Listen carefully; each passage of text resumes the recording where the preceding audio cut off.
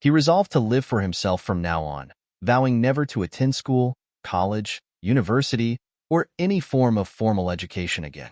Yet, despite his firm decision, he now finds himself standing in front of Inrogard, the Empire's most prestigious magic academy. Accompanied by one of the escort knights who guided him here, he steps through its gates. The knight, Alrolong, is deeply moved. Once resigned to being a relic of the past, he now feels a renewed sense of purpose after assisting the young master. Watching him grow into a remarkable young man, worthy of Inrogard, has made Alrolong realize his own worth. Our boy, however, is gloomy. Despite his determination, he couldn't sever his ties to schooling, even in this life. Memories of his past life resurface. Graduating from university alongside his friend, who marveled at how they survived under relentless professors. Those professors drove them to exhaustion, sometimes forcing them to join weekly hiking clubs and other times assigning grueling tasks that kept them working through the night. For weeks, they subsisted on nothing but kimbap, barely scraping by. Our boy's friend once remarked that, while every graduate student goes through similar struggles, he believed our boy was truly exceptional. But our boy humbly felt he had simply done his best in his circumstances. His friend, however, jokingly suggested he should repeat grad school, insisting that our boy was perfectly suited to that life. To this, our boy replied that he had only done his part and didn't care how others perceived it. He made it clear he had no intention of returning to any place of learning, firmly resolved to live life on his own terms. After declaring this to his friend, our boy walked out of the school gates. However, as he was crossing the road, a speeding truck, whose brakes had failed, struck him with full force. His education and degree became nothing more than a futile memory. Yet even in the face of death, his resolve to avoid school remained unwavering. The scene shifts to another world, where our boy is reincarnated as a baby. However, our boy, now known as Leon Wardenaz in this world, retains all the memories of his previous life. Born as the third son of House Wardenaz, the Empire's foremost magical family, Leon initially believes it must all be a dream. The idea of being reincarnated as a noble, let alone the third son of a powerful and wealthy household, seems too far-fetched to be real. But when he realizes this might be a reward for enduring grad school in his previous life, he feels a flicker of happiness. Perhaps this is his chance to live an easier life. Unfortunately, his optimism is short-lived. Leon soon learns that House Wardenaz follows a strict rule. The first son inherits everything, while the rest of the children are left to forge their own paths. Accepting his reality, Leon decides to pursue swordsmanship, reasoning that it might prove useful in the future. He personally approaches Alrolong to request training in the art of the sword. Besides, he figures, there's nothing better to do, and fortunately, the Wardenaz family generously supports any pursuit the younger children choose to explore. Alrolong is thrilled and eagerly asks Leon if he plans to walk the path of the sword. However, Leon calmly replies that he intends to become a magician, as it seems like the most stable and practical path. Alrolong is taken aback by the response, while Leon is momentarily startled, wondering if his answer sounded too unambitious. To his surprise, Alrolong suddenly bursts into tears. Alrolong explains that he is deeply moved by Leon's wisdom, marveling at how, unlike most children who are often blinded by youthful fantasies, Leon is already planning a practical and reasonable future. But Leon doesn't see it as anything extraordinary. He believes it's only natural to become a realist after enduring the hardships of grad school. Leon's decision to pursue magic stems from its versatility and high demand. A skilled magician is valued not only in the Order of Knights but also in the Adventurers Guild, the Imperial Family, and countless other prestigious institutions. And the Empire's greatest magic academy, Inrogard, stands as the pinnacle for training such talent. The scene shifts to Leon, who, after reminiscing about his youth and previous life, our boy now finds himself standing in front of Inrogard Academy, resigned to enduring yet another school life for a few years. Alrolong tries to reassure Leon, telling him he will do well, especially since even the Patriarch acknowledged his talent. However, Leon merely thanks Alrolong for his hollow words. He finds it hard to believe, considering the Patriarch didn't even allow him to practice magic, claiming it was too dangerous for children. Aurelong then informs Lian that he cannot accompany him further, as neither attendants nor horses are allowed beyond this point. As Aurelong departs, our boy overhears someone shouting for others to make way, announcing the arrival of the Duke's daughter. However, some people stubbornly refuse to move, citing that the Imperial Prince is present with them. Lian, meanwhile, can't help but think there are far too many people and noble guards gathered here, considering Inrogard is supposed to be a place one enters alone. As these thoughts run through his mind, he notices someone standing behind him who doesn't appear to be feeling well. Our boy asks the man if he's okay, to which the man replies that he's not. He explains that he won't be able to function without his servants, describing them as his hands and feet. Lian responds that the man's complaint is quite logical, though inwardly he is disgusted by the noble's inability to handle even simple tasks. The man, however, doesn't stop there. He begins ranting about how the Academy, under the guise of equality, has even started admitting slaves as students. Outraged, he declares that he'll file a formal complaint using his family's name and storms off toward one of the Academy officials. Lian encourages him to go ahead, curious to see how the Academy will handle such a situation. To Lian's shock, the Academy official doesn't hesitate to use mind manipulation magic on the complainer, forcing him to repent for his behavior. Stunned, Lian realizes they have no qualms about employing such magic, even on noble children. It dawns on him that the rumors he'd heard about the Academy being a place filled with monsters might actually be. Not to mention, there's the infamous rumor about the Academy burying its attendees in the mountains if they die. As our boy is lost in thought, the Academy gates suddenly creak open, releasing an eerie smoke and a sinister sound that engulfs the area. A voice booms out, calling the attendees stupid ironheads as part of their unsettling welcome. The atmosphere grows heavy with an overwhelming magical pressure, and Lian immediately realizes that it can only be the work of the Academy's infamous headmaster. As the oppressive force settles over everyone, Lian notices the shocked expressions of the attendees around him, all equally shaken by the headmaster's sheer presence. The headmaster addresses them in a commanding tone, reminding them that they were instructed to enter alone. He warns that if they refuse to follow the rules, he will enforce them himself. The headmaster hurls all the extra people out of the Academy grounds. He then orders the attendees to stop standing around like fools and start moving. As he speaks, a massive green skull materializes above the gate, its menacing voice repeatedly urging the terrified attendees to step into the Academy. With this unnerving spectacle, Lian's first day at Inrogard, the Empire's greatest magic academy, begins. And already, he has a very bad feeling about what lies ahead. The scene shifts to the interior of Inrogard Academy, where students walk through the corridors, many looking dejected after being called Iron Heads despite being the successors of their respective lands. As our boy makes his way through the corridor, he is approached from behind by a girl who introduces herself as Yoker Makin, a member of the Makin house, another prominent family of magicians like the Wardeness. Lian turns toward her and bluntly asks what she wants. She replies that the Imperial Highness wishes to see him, which takes our boy by surprise. However, as he glances toward the Imperial Prince, who is acting uncharacteristically cheerful, Lian quickly realizes that the students are already fiercely vying to build connections on the first day. After all, Inrogard isn't just a place for development. It's also a hub for socialization and networking. As Lian observes the Imperial Prince, he thinks to himself that calling him Imperial Highness feels excessive. The Emperor has over 100 children, and, just like in the Wardeness family, only the firstborn truly matters in the imperial hierarchy.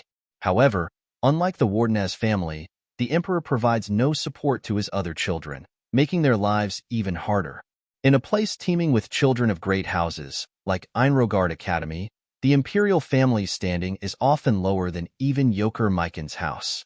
Despite this, Lian can't understand why Yoker is acting so deferential toward the imperial prince.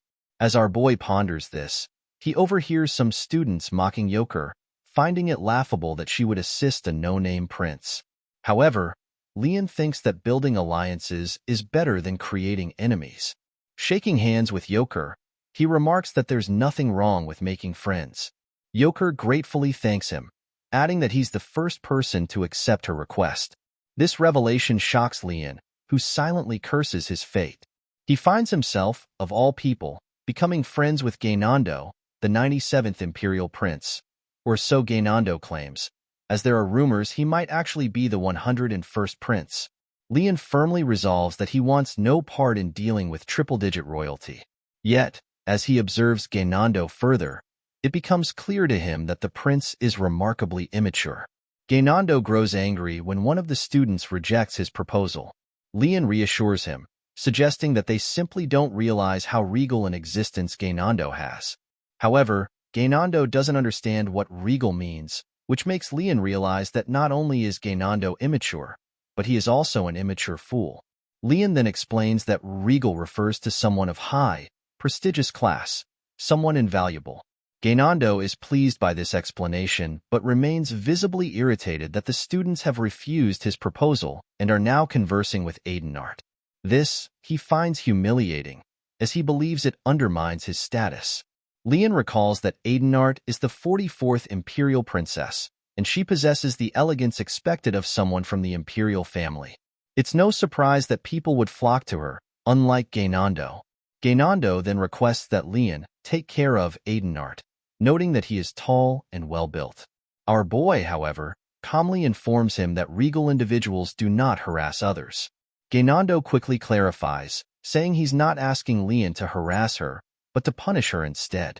Lian responds firmly, stating that regal people don't entertain such thoughts either. Gainando, now visibly confused, asks Lian what he should do. Our boy responds that Gainando should forgive them. However, if Gainando doesn't want to do that, he could simply challenge them to a duel. Gainando is taken aback by this suggestion and tells Lian that, since he is a regal prince, he will forgive them, as there's no need to escalate things that far. Yoker, who had been watching from a distance, is impressed by Lian's ability to manage Gainando's stubbornness, something she, as Gainando's relative, had been unable to do. However, Lian is more concerned by the length Yoker is going to in order to care for Gainando.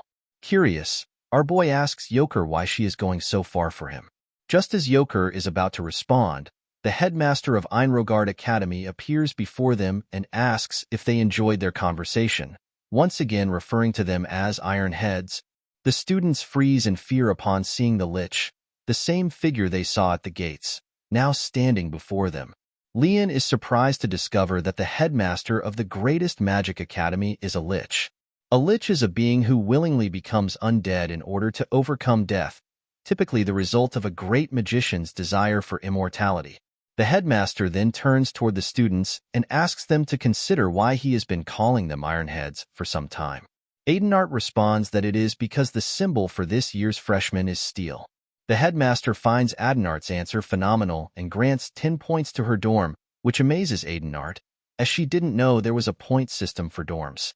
However, her excitement is short-lived when the headmaster informs her that she was mistaken. He tells Adenart that she should have already known the answer because, if one wants to become a magician, they must first learn how to distinguish lies from the truth.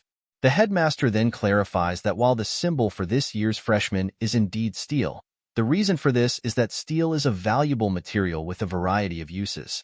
Its properties change depending on how it is crafted.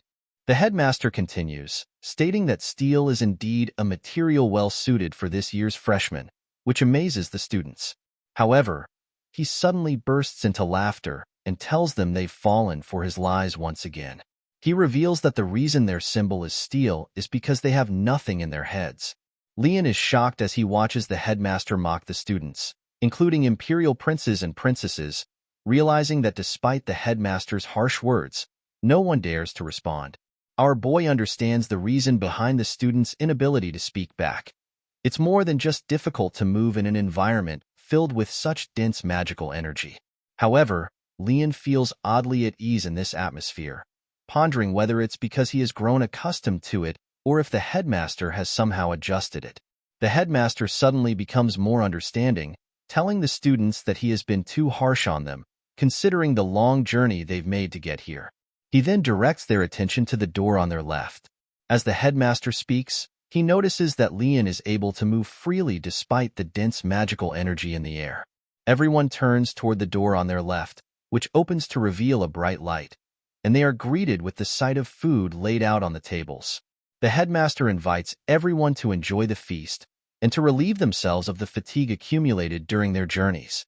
The students can hardly contain their excitement upon seeing the delicious spread before them, praying that this isn't just another one of the headmaster's jokes. The sight of white bread generously slathered with thick slices of cheese and butter, along with well-cooked chicken coated in oil, butter, spices, and flour, which had been boiled into a flavorful dish, makes their mouths water. There is also gratin covered in bechamel sauce and fresh fish grilled in the Eastern style over charcoal. Gainando, like the other students, becomes very excited upon seeing the various dishes. He grabs his knife and fork to devour the fish. However, as he begins eating, all of the food in front of him suddenly disappears. The headmaster laughs once more, finding it hard to believe that the students have fallen for his joke a third time. He tells them to pull themselves together. Leon, who is observing the entire scene, thinks to himself that the skeletal headmaster has clearly lost quite a few things, as he's heard that becoming a lich results in the loss of certain aspects of one's humanity. The headmaster then informs the students that this academy is a birthplace for magicians, and that the greatest driving force behind a developing magician is their thirst for knowledge.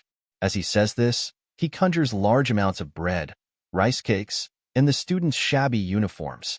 The food provided is barely enough to fill one's stomach, and Gainando, outraged, feels the urge to protest, believing the headmaster has gone too far. However, this feeling is precisely what the headmaster intended. He tells the students that if they find the food unappetizing, they should learn magic to acquire better meals for themselves. Likewise, if they are dissatisfied with their shabby uniforms and wands, they should use magic to acquire new clothes and wands. These, he declares, are the very laws of the academy. After observing the restrictions, one of the students suggests that it is possible to obtain things by asking for them outside. The headmaster becomes excited upon hearing this response and informs them that freshmen are not allowed to leave the academy, nor are they permitted to ask senior students for such things. After explaining the rules, the headmaster wishes the students good luck, hoping they will grow into great magicians. Leon watches this entire scene in silence, reflecting on whether every place has its share of eccentric professors. If that's the case, he's well acquainted with such individuals. Before his reincarnation, the professor in his laboratory had the same gleam in his eyes filled with madness. As Leon is lost in these thoughts, Gainando approaches him to complain about how poorly they are being treated, citing the terrible food and clothes. Leon, however, counters that the headmaster is better than his old professor, as they are at least providing food. Leon points out that the headmaster is at least providing food and clothing, which surprises Gainando. Not even his servants would tolerate such provisions, making him wonder about the kind of life Leon must have lived. Assuming Leon comes from a poor background, Gainando invites him to visit his house someday. This unexpected offer surprises Leon, but he accepts graciously and suggests they head toward the dorms. Inrogard Academy prided itself on accepting students based solely on their talent, regardless of their status. However, to prevent disputes among its sensitive and competitive students, the dormitories were divided into 4 towers according to status. The first was the Tower of the Arrogant Blue Dragon, reserved exclusively for those of noble lineage. This tower housed students from renowned families, including members of the imperial family and individuals like Leon. The second was the Tower of the Eternally Burning Phoenix, which only admitted those devoted to the holy flame. This solemn and honest tower was home to priests from various religious orders. The third tower was the Tower of the Lightning-Rending White Tiger, where only those with the ferocity to strike down anything in their path were allowed entry. This tower housed bloodlines from the noble houses of knights, students prepared to walk dual paths as both knights and wizards. The last was the Tower of the Past and Future-Seeing Black Turtle, open only to those with endless patience. It welcomed individuals from various backgrounds: civilians, servants, slaves, clowns, beggars, and even emerging lower-class nobles. Compared to the other dorms, this tower and its residents were often overlooked due to their lower status. Most freshmen found it intimidating. However, to Leon's discerning eyes, they were ideal business partners. As the students from the Tower of the Black Turtle gathered to discuss matters among themselves, they noticed Lian watching them closely. Though unsure of his motives, they could tell he wasn't looking down on them. Meanwhile, Lian himself contemplated his plans, observing them with interest and intent. On the other hand, Lian was strategizing about how to befriend the students of the Fourth Tower. Our boy realized that the best way to earn money was through business, and excelling at it required field experience, something he could gain from the merchants of the Fourth Tower. However, as he pondered this, he overheard someone remark that it was unnecessary to accept such lowly people as the students of the Fourth Tower, no matter how one looked at it. The room fell silent as everyone turned to stare at the brown-haired boy who had made the insulting comment. Arrogantly, he defended himself, asking if he had said anything wrong. But Lian couldn't tolerate such blatant disrespect toward his potential business partners. Calmly but firmly, our boy responded, "The only lowlife in this academy is you. Everyone here has set aside everything they had before coming to this place, and that is something you should never forget." His words resonated with the students, who immediately took his side. They admired the high morals expected from a member of the Wardenaz family. The brown-haired boy and his friends, however, were caught off guard, clearly not anticipating such a bold reaction from Lian.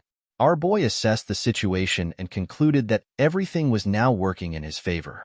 Determined, he decided to approach the students from the Fourth Tower. However, just as Lian started toward them, the brown-haired boy issued a sharp warning to everyone. He cautioned them against getting close to anyone from the Wardenaz house, claiming it was a dangerous family.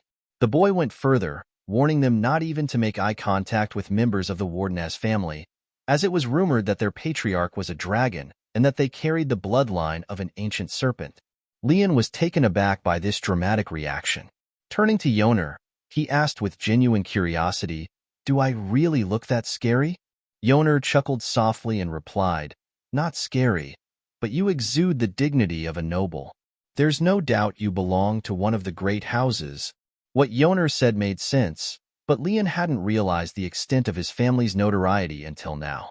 As the conversation continued, Gainando suddenly appeared, seemingly out of nowhere. "Why did you two leave the Imperial Prince alone?" he asked, clearly offended. Yoner quickly apologized, attempting to placate him, while Lian, unbothered by Gainando's complaints, turned back to Yoner. "By the way," he said, "I'd still like to hear the rest of what you were saying earlier, about why you let Gainando act so childishly." Yoner responded that her behavior toward Gainando was due to Gainando's mother, which piqued Lian's curiosity.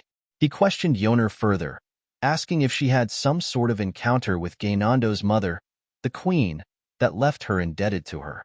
Lian couldn't help but imagine a dramatic scenario where Yoner had spilled juice on the queen's dress while running through the hallway, despite being told repeatedly not to run. In his imagined story, everyone assumed the good days of House Mei-kin were over because Yoner had ruined one of the queen's most expensive dresses. He pictured a terrified Yoner, only to be surprised when the queen gently lifted her up, forgave her mistake, and asked if she was okay. However, Yoner quickly dashed Lian's fanciful story. "There was no such thing," she said flatly. "The only reason I'm acting friendly with Gainando is because the queen gave me an allowance to do so." Lian, disappointed that his imagined tale had been crushed, looked visibly let down. Yoner, noticing his reaction, added, "And it's not a small amount either. The allowance is pretty generous, so I figured I might as well act like his friend." This made Lian conclude that he, too, should be friends with Gainando. The scene then shifted to a massive open ground where all the freshmen had gathered. They stood in awe at the sheer vastness of the area, which included a lake, a forest, and mountains. Our boy realized that the headmaster wasn't exaggerating when he said they'd have to obtain everything on their own. As Lian pondered this, he noticed a group of students, seemingly from the Tower of the Blue Dragon, looking confused and disoriented, as though they'd lost their way. Curious, he turned to Yoner and asked why they were standing around aimlessly. Yoner pointed toward a particular direction and explained that their dorm was supposed to be there. Lian followed her gesture and turned to look at the place she indicated. What he saw left him utterly shocked. Lian, along with the other students, was stunned to see a pathetic-looking building that clearly couldn't accommodate them all comfortably. Gainando, however, was outraged. He couldn't believe the academy expected them to live in such a place, complaining that even his servants' quarters were far better. Lian also thought the building seemed like a tight fit for so many people, but he refrained from voicing his displeasure. As he entered the building with Yoner and Gainando, who continued grumbling about the academy, Lian suddenly experienced a peculiar sensation. A strange magic enveloped him, isolating him from the rest of the students. To his shock, everyone around him had seemingly vanished. While pondering what might have happened to Yoner and Gainando, a voice echoed through the air, addressing him as small magician. The voice asked Lian where he would like to go. Recognizing the nature of the situation, Lian quickly deduced that the dorm was actually a magic tower, something befitting a prestigious magic academy. Instead of answering the question directly, our boy asked the voice where he could go. The voice, impressed by Lian's quick adaptation to the situation, praised him. The voice told Lian that the only places he could currently access were his personal room and the Iron Break Room, a common area exclusive to first-year students. Hearing this, Lian had a realization and asked if there were other locations he might gain access to in the future. The voice confirmed his suspicion, explaining that some areas could be accessed by simply knowing their names, while others required additional knowledge or conditions. However, it also informed him that those places couldn't be revealed at the moment, as per the headmaster's strict orders. Lian couldn't help but think that the headmaster was enforcing rules unnecessarily, reminding him of his old school and his previous life. Shaking off his annoyance, he instructed the voice to take him to his personal room. The voice warmly welcomed him to Inrogard and transported him there. The scene then shifted to Lian's room, where he was reading the instruction manual for Inrogard Academy. As he flipped through its pages, he discovered an interesting detail. Aside from the core subjects, students had the freedom to choose their remaining classes. What intrigued him most was that students could attend various classes for a trial period of 1 month before making their final selections. Moreover, our boy learns that the headmaster's name is Osu Gonadaltz. After reading the entire instruction manual, Lian realizes that the academy's system is not as strict as he had initially feared. In fact, he finds it much easier than the rigorous grad school he attended in his previous life. He also notices that his room is equipped with almost everything he might need, a stark contrast to the sentiments of many other students, who feel their rooms fall far short of their lofty expectations. Having read and thoroughly understood the rules, Lian decides to explore what classes other students are signing up for. He heads to the Iron Break Room, as mentioned earlier by the mysterious voice. Upon arrival, he asks Yoner about the subjects she plans to take. She excitedly responds that she wants to study alchemy, as she has always been fascinated by it. Yoner shares her dream of setting up her own workshop someday and supplying high-quality products to the imperial family. Lian, ever pragmatic, tells her that alchemy is indeed a profitable field. Hearing this, Yoner jokingly asks if Lian would be willing to work for her when she establishes her workshop. Lian responds to Yoner, saying that alchemy is not as straightforward a business as it seems and politely requests some time to think about her proposal. He recalls that the Empire's alchemy industry is highly competitive, rife with unethical practices such as spreading false rumors about competitors, monopolizing potion ingredients, and even sparking guild conflicts over market shares. With this in mind, our boy concludes that pursuing a stable field might be the best option for him. Yoner then asks Lian about the subjects he is considering. This sends him into deep thought. Lian believes it would be wise to select subjects that are less competitive and relatively easy to earn high grades in, as his primary goal is to become an imperial officer or government worker. In such fields, grades and qualifications matter far more than the specific area of expertise. However, Lian feels that sharing such a pragmatic approach with someone as passionate as Yoner might dampen her enthusiasm. Instead, our boy tells her that he plans to explore a variety of subjects over the next month before making a final decision, as one should never rush into important choices. As they discuss their fields of interest, Gainando bursts into the break room, announcing that there's a problem. He suspects there was a thief in his room, as it is completely empty. Both Lian and Yoner exchange bewildered glances, unsure of how to respond to him. A day passes, and all of the students leave their rooms to explore different classes. Leon, meanwhile, can be seen reading a book on basic magic comprehension, which is a core subject for first years. The lecture times for this class vary depending on the dorm. While reading, Leon notices that some students seem off, so he asks what's wrong.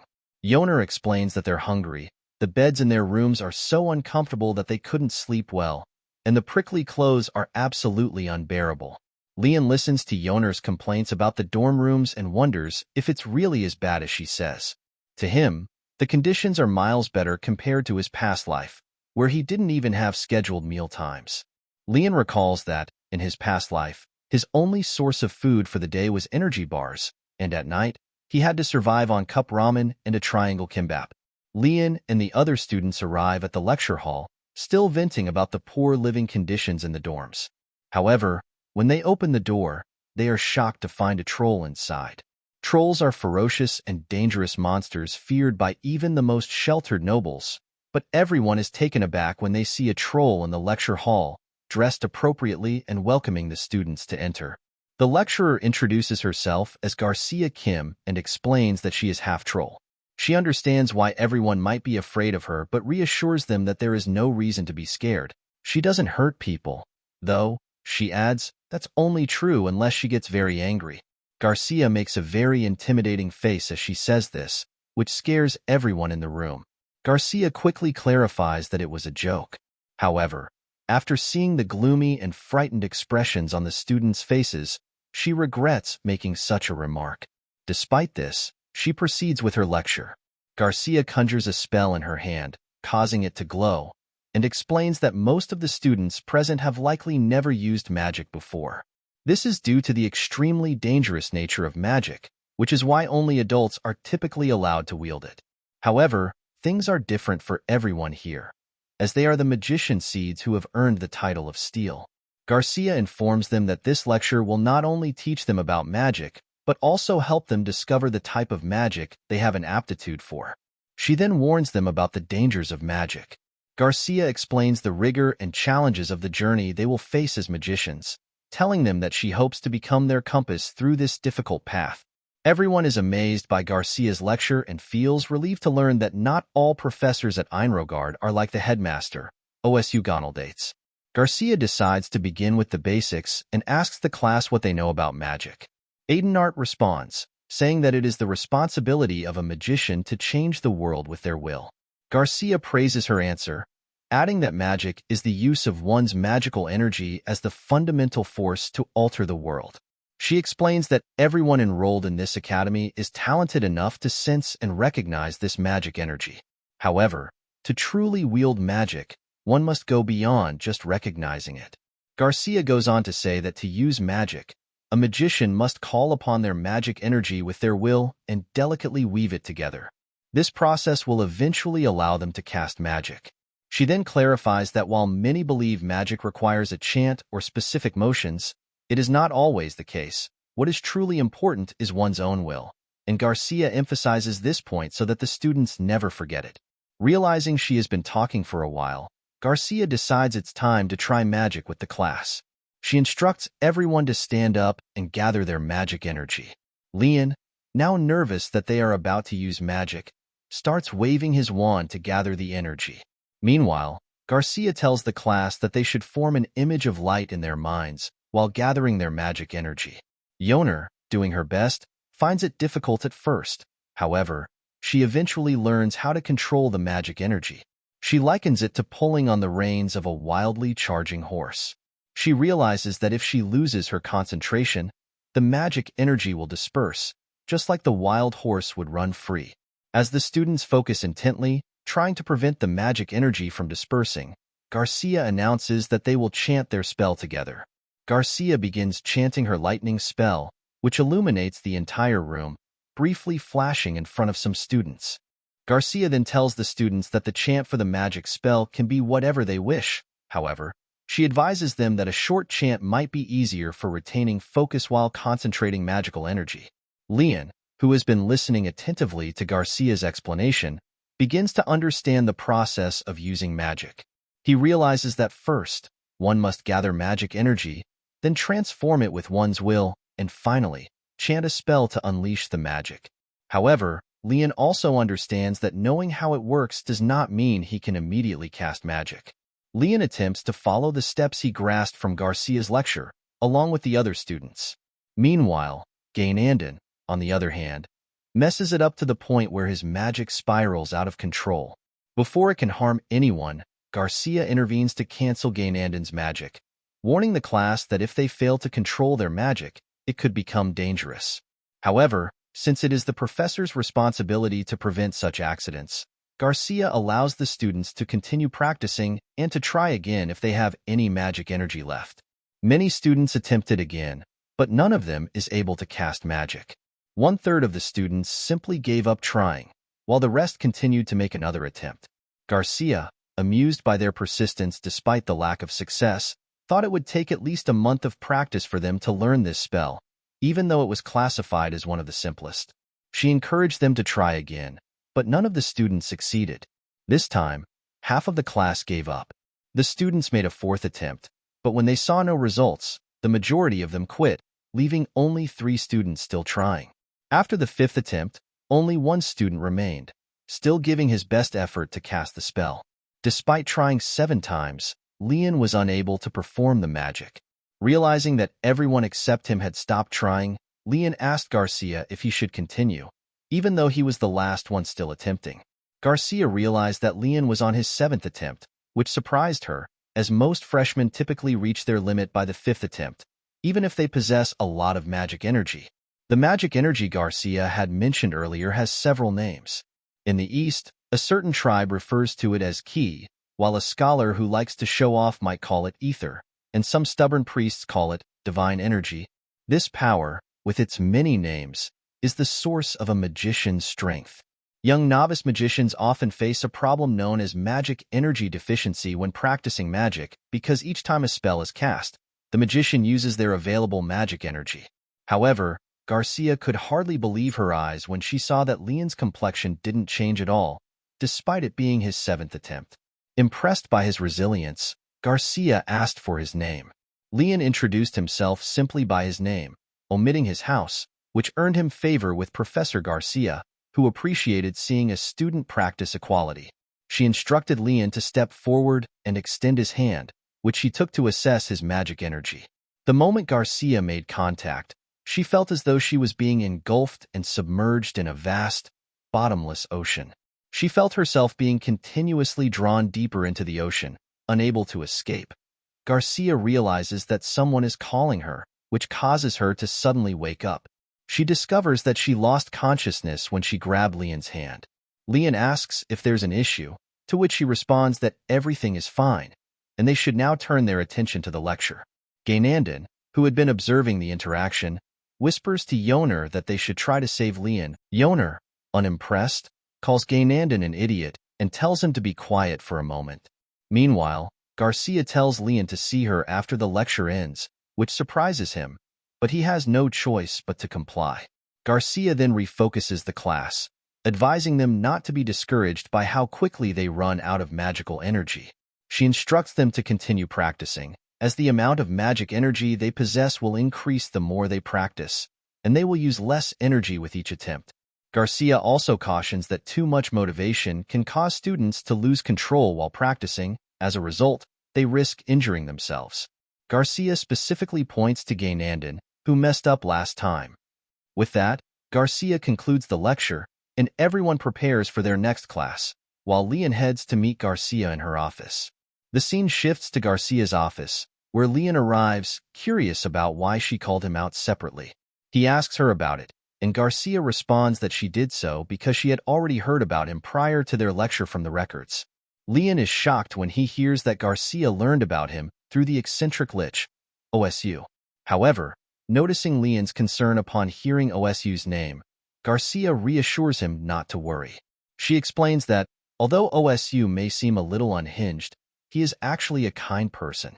The students are unaware of this, but the headmaster has a keen eye for people. Every year, he provides the professors with information about the new students. As always, OSU warned the professors to be extremely cautious with the Beastman, as he is capable of burning down the entire dorm multiple times over.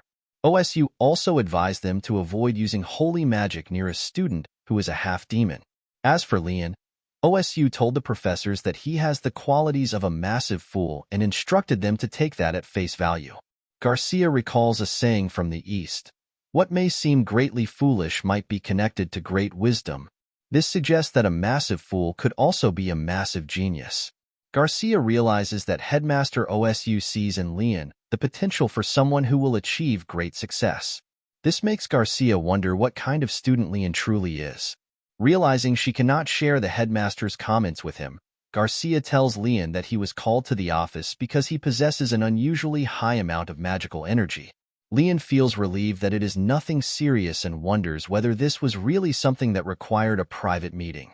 He thinks that it doesn't matter, as everyone can increase the limits of their magical energy. However, he is shocked when Garcia tells him that she cannot even fathom the limits of his magical energy. The amount of magical energy one possesses is a key determining factor in a magician's potential. If a magician lacks sufficient energy, they must rely on complicated methods to draw out more. On the other hand, having abundant magical energy means a magician is free from such restrictions, which signifies a great talent in the field of magic. Leon feels happy upon hearing this, as it suggests a promising future for him. However, he is confused when Garcia remarks that it is a shame that he has so much magical energy. Our boy asks Professor Garcia if having a lot of magical energy is not a good thing. Garcia replies that while having magical energy is beneficial, Leon's case is different. He has too much of it. To explain, Garcia uses an analogy, comparing magical energy to water in a glass.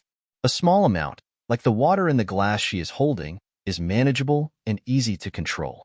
However, controlling an amount as vast as an ocean is an entirely different challenge, even for the most skilled magicians.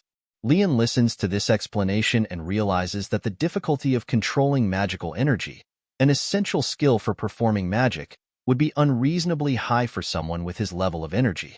He is shocked at the thought that this might hinder his progress on the path of magic. Seeing his concern, Garcia offers him a bracelet designed to absorb excess magical energy, explaining that it will help mitigate the issue. Leon thanks Garcia for the bracelet and asks if wearing it solves the problem entirely. Garcia shakes her head, explaining that if the solution were that simple, she wouldn't have called him to her office. Resigned to his predicament, Leon asks Garcia if she has any further advice for him. Garcia responds that the bracelet will help Leon manage his magical energy if he uses many spells to deplete it. She also tells our boy that he is allowed to practice independently, as there would be no risk of accidents due to magic energy depletion in his case.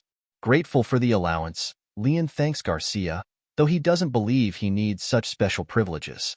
After leaving Garcia's office, Leon joins Yoner and Gaynandon, his mind preoccupied with concerns about his future, which now seems uncertain. Determined to stay on top of his grades, he begins to wonder if he should focus on classes where magic is less central to success. Curious, he asks Yoner and Gaynandon if they have any classes in mind. Yoner enthusiastically replies that she plans to take alchemy classes and invites them to join her. To Leon's surprise, Gaynandon dismissively responds that alchemy is a subject meant for servants.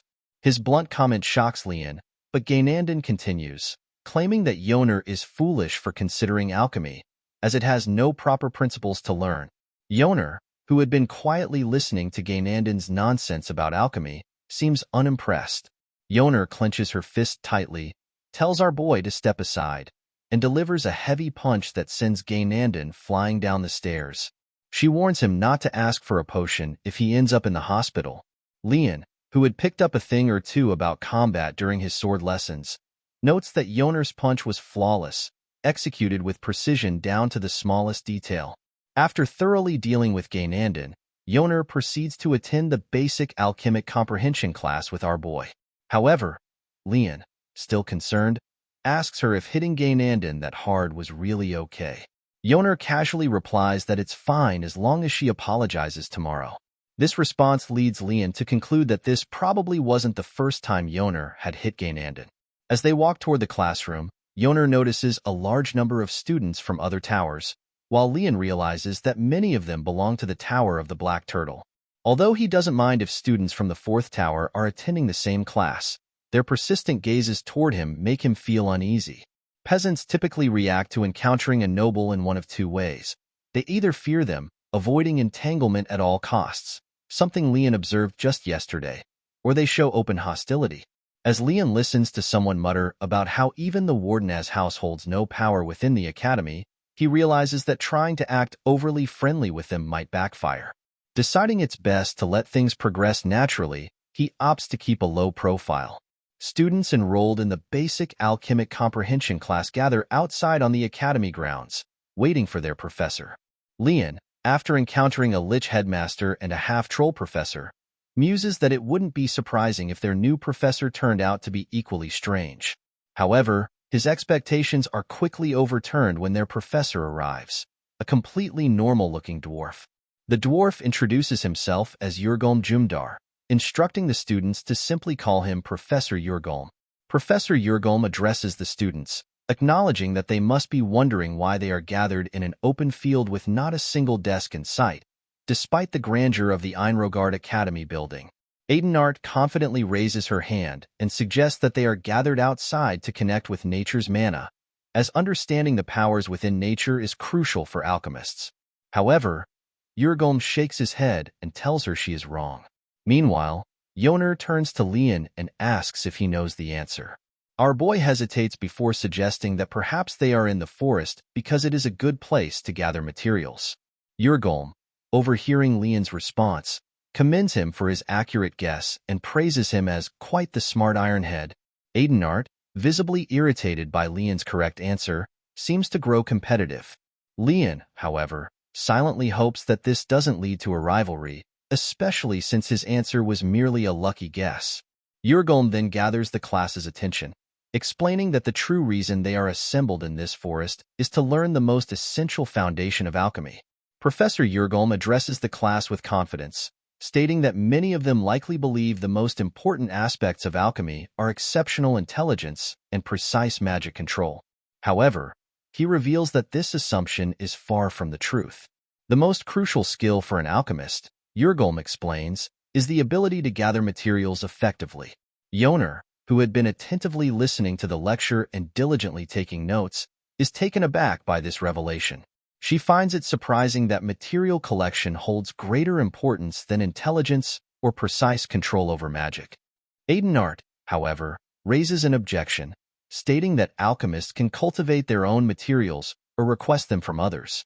She argues that calling material gathering the most important skill in alchemy is a strange assertion. Many students agree with the imperial princess, finding it odd that they, as aspiring alchemists, should prioritize acquiring materials themselves. Hearing this, Yurgolm's temper flares.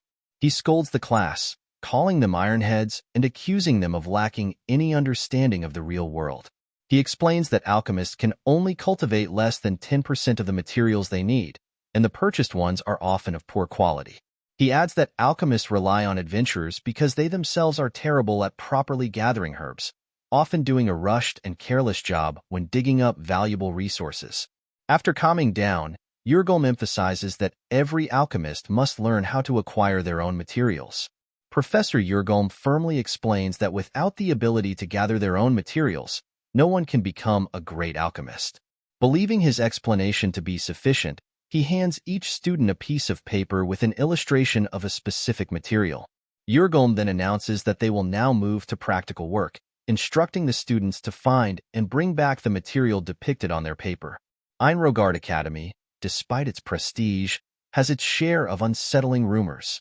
One such rumor claims that students have died while learning magic within its grounds, a fact that Leon acknowledges, as magic is inherently dangerous and prone to accidents.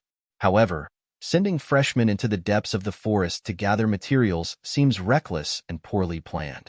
The material Yurgolm has tasked them with finding is corrupted grass, a plant commonly used to make antidotes.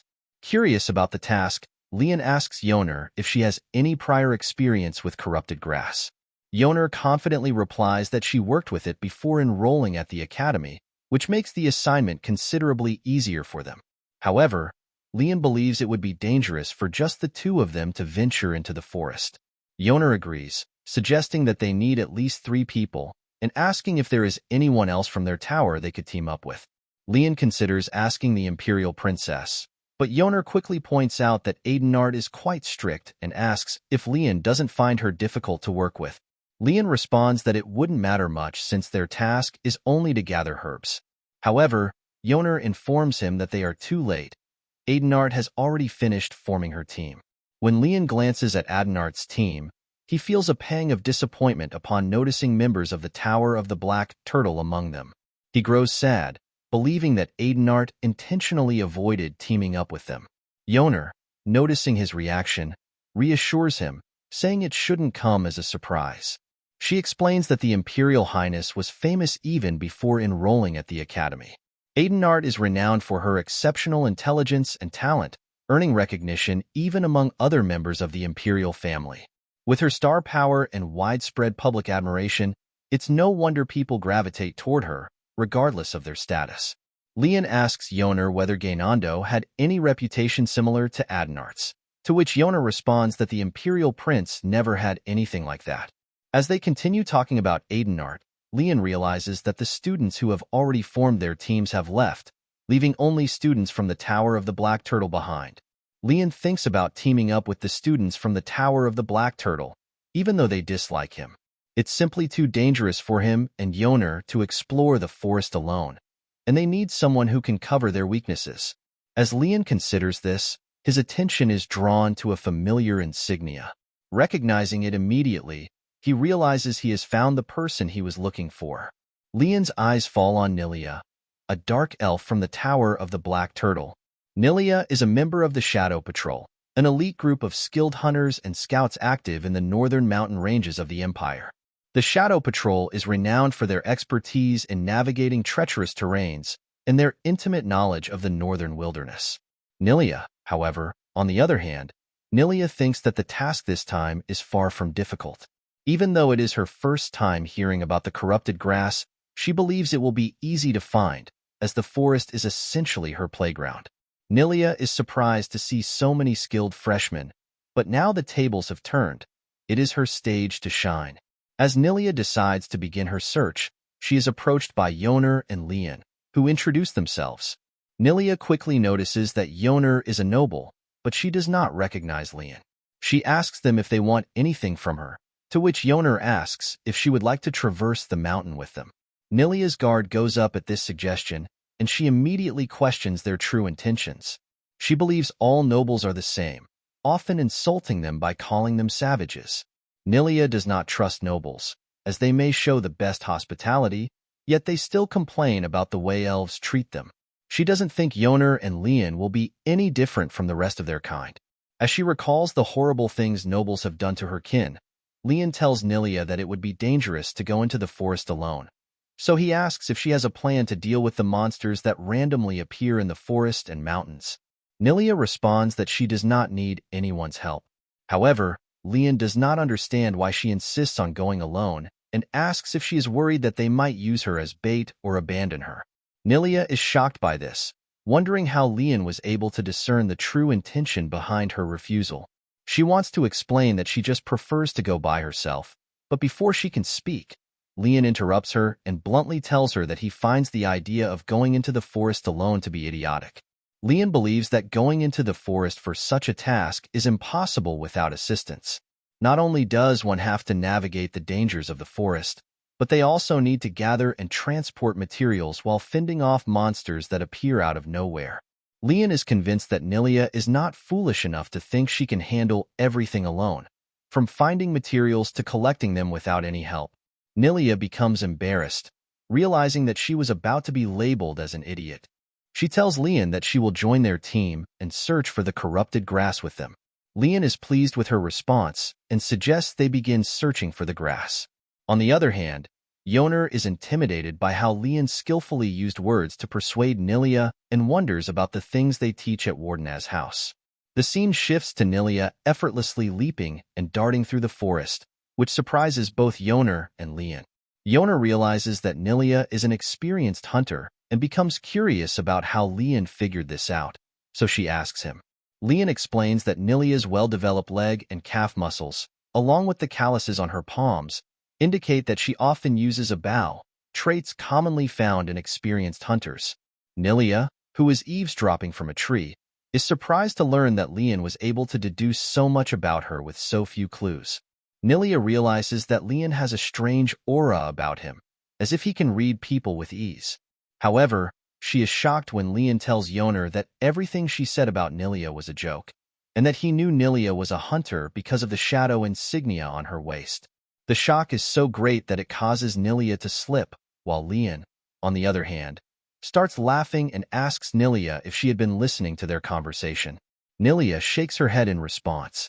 Yoner then suggests that they should start moving and requests that Nilia match her pace with theirs. However, Nilia doesn't understand why she needs to do that. So Yoner explains that she is the only one who can differentiate and find the herb. This means that if Yoner were to collapse, Nilia and Lian would need to find the herb on their own. Nilia realizes that Lian's reasoning is sound and remains silent.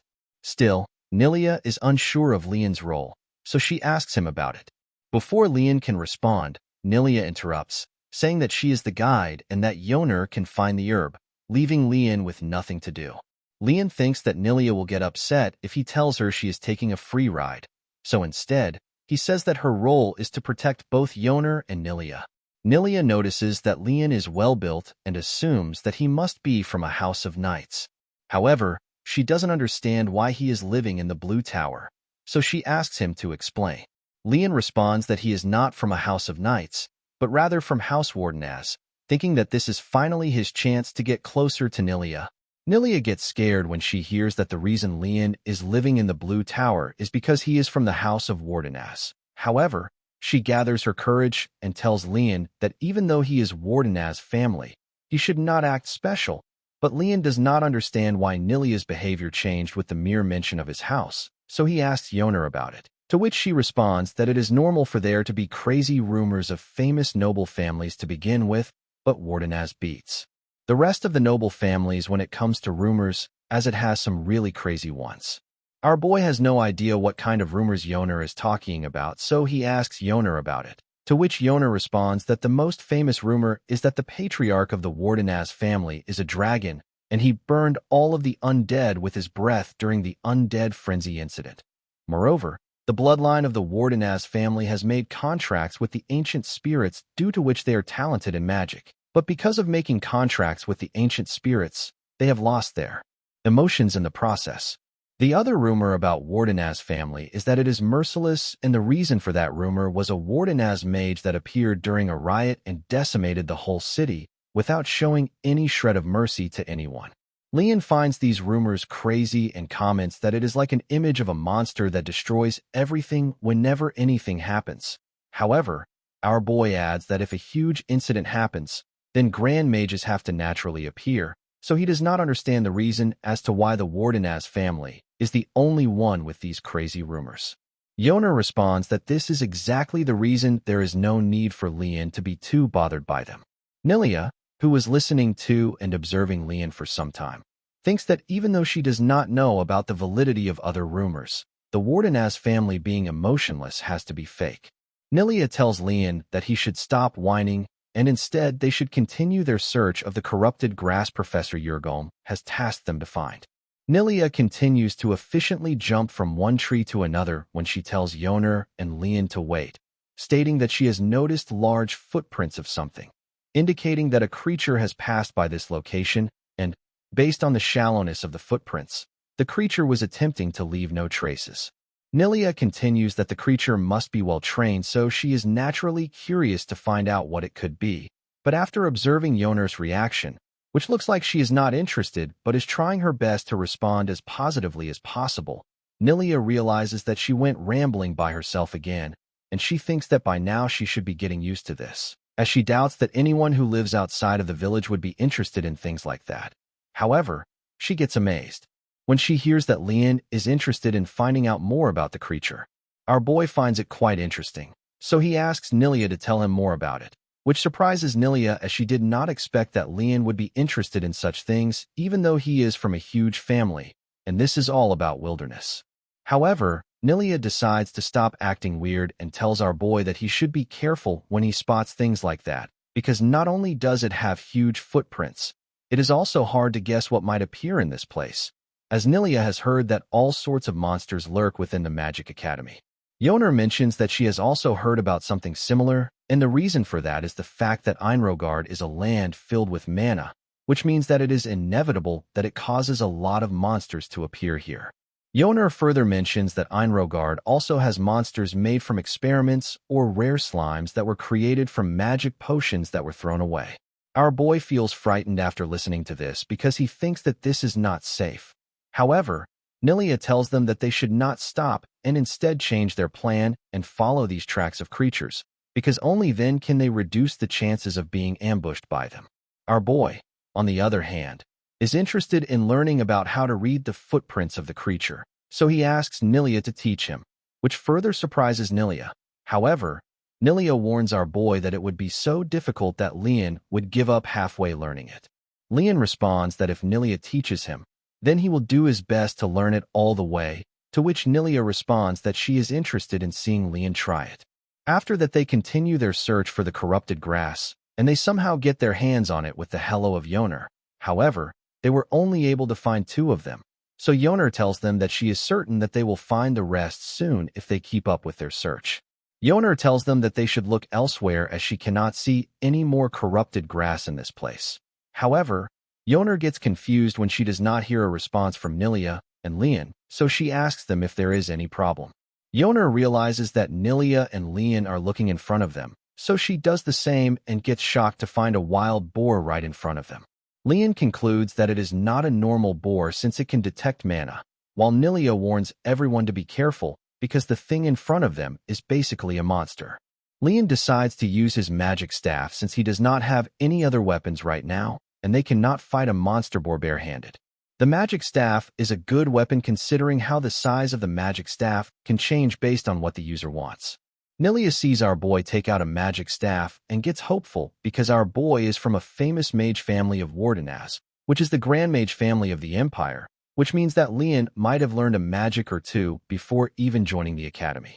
Despite that, Nilia asks Lian if he is confident, to which our boy responds that he might be able to pull it off, on which Nilia tells Lian that if he fails to defeat the wild boar, then Lian should just focus on carrying Yoner and run for their lives, while she will lure the boar away from them.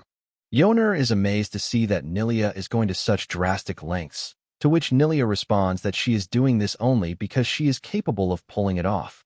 Lian thanks Nilia for her willingness to sacrifice herself for them, and tells her that he would be counting on Nilia if he fails to defeat the monster boar, while Nilia, on the other hand, is curious to see the kind of magic Lian will use to defeat the boar.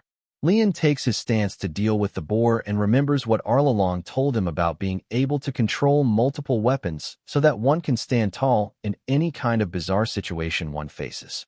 Arlalong told our boy that even though swords are the king of weapons, one must know how to control more than just swords, because only those who go through that process and gain enlightenment will be able to condense their mana into a weapon, which is the level of aura.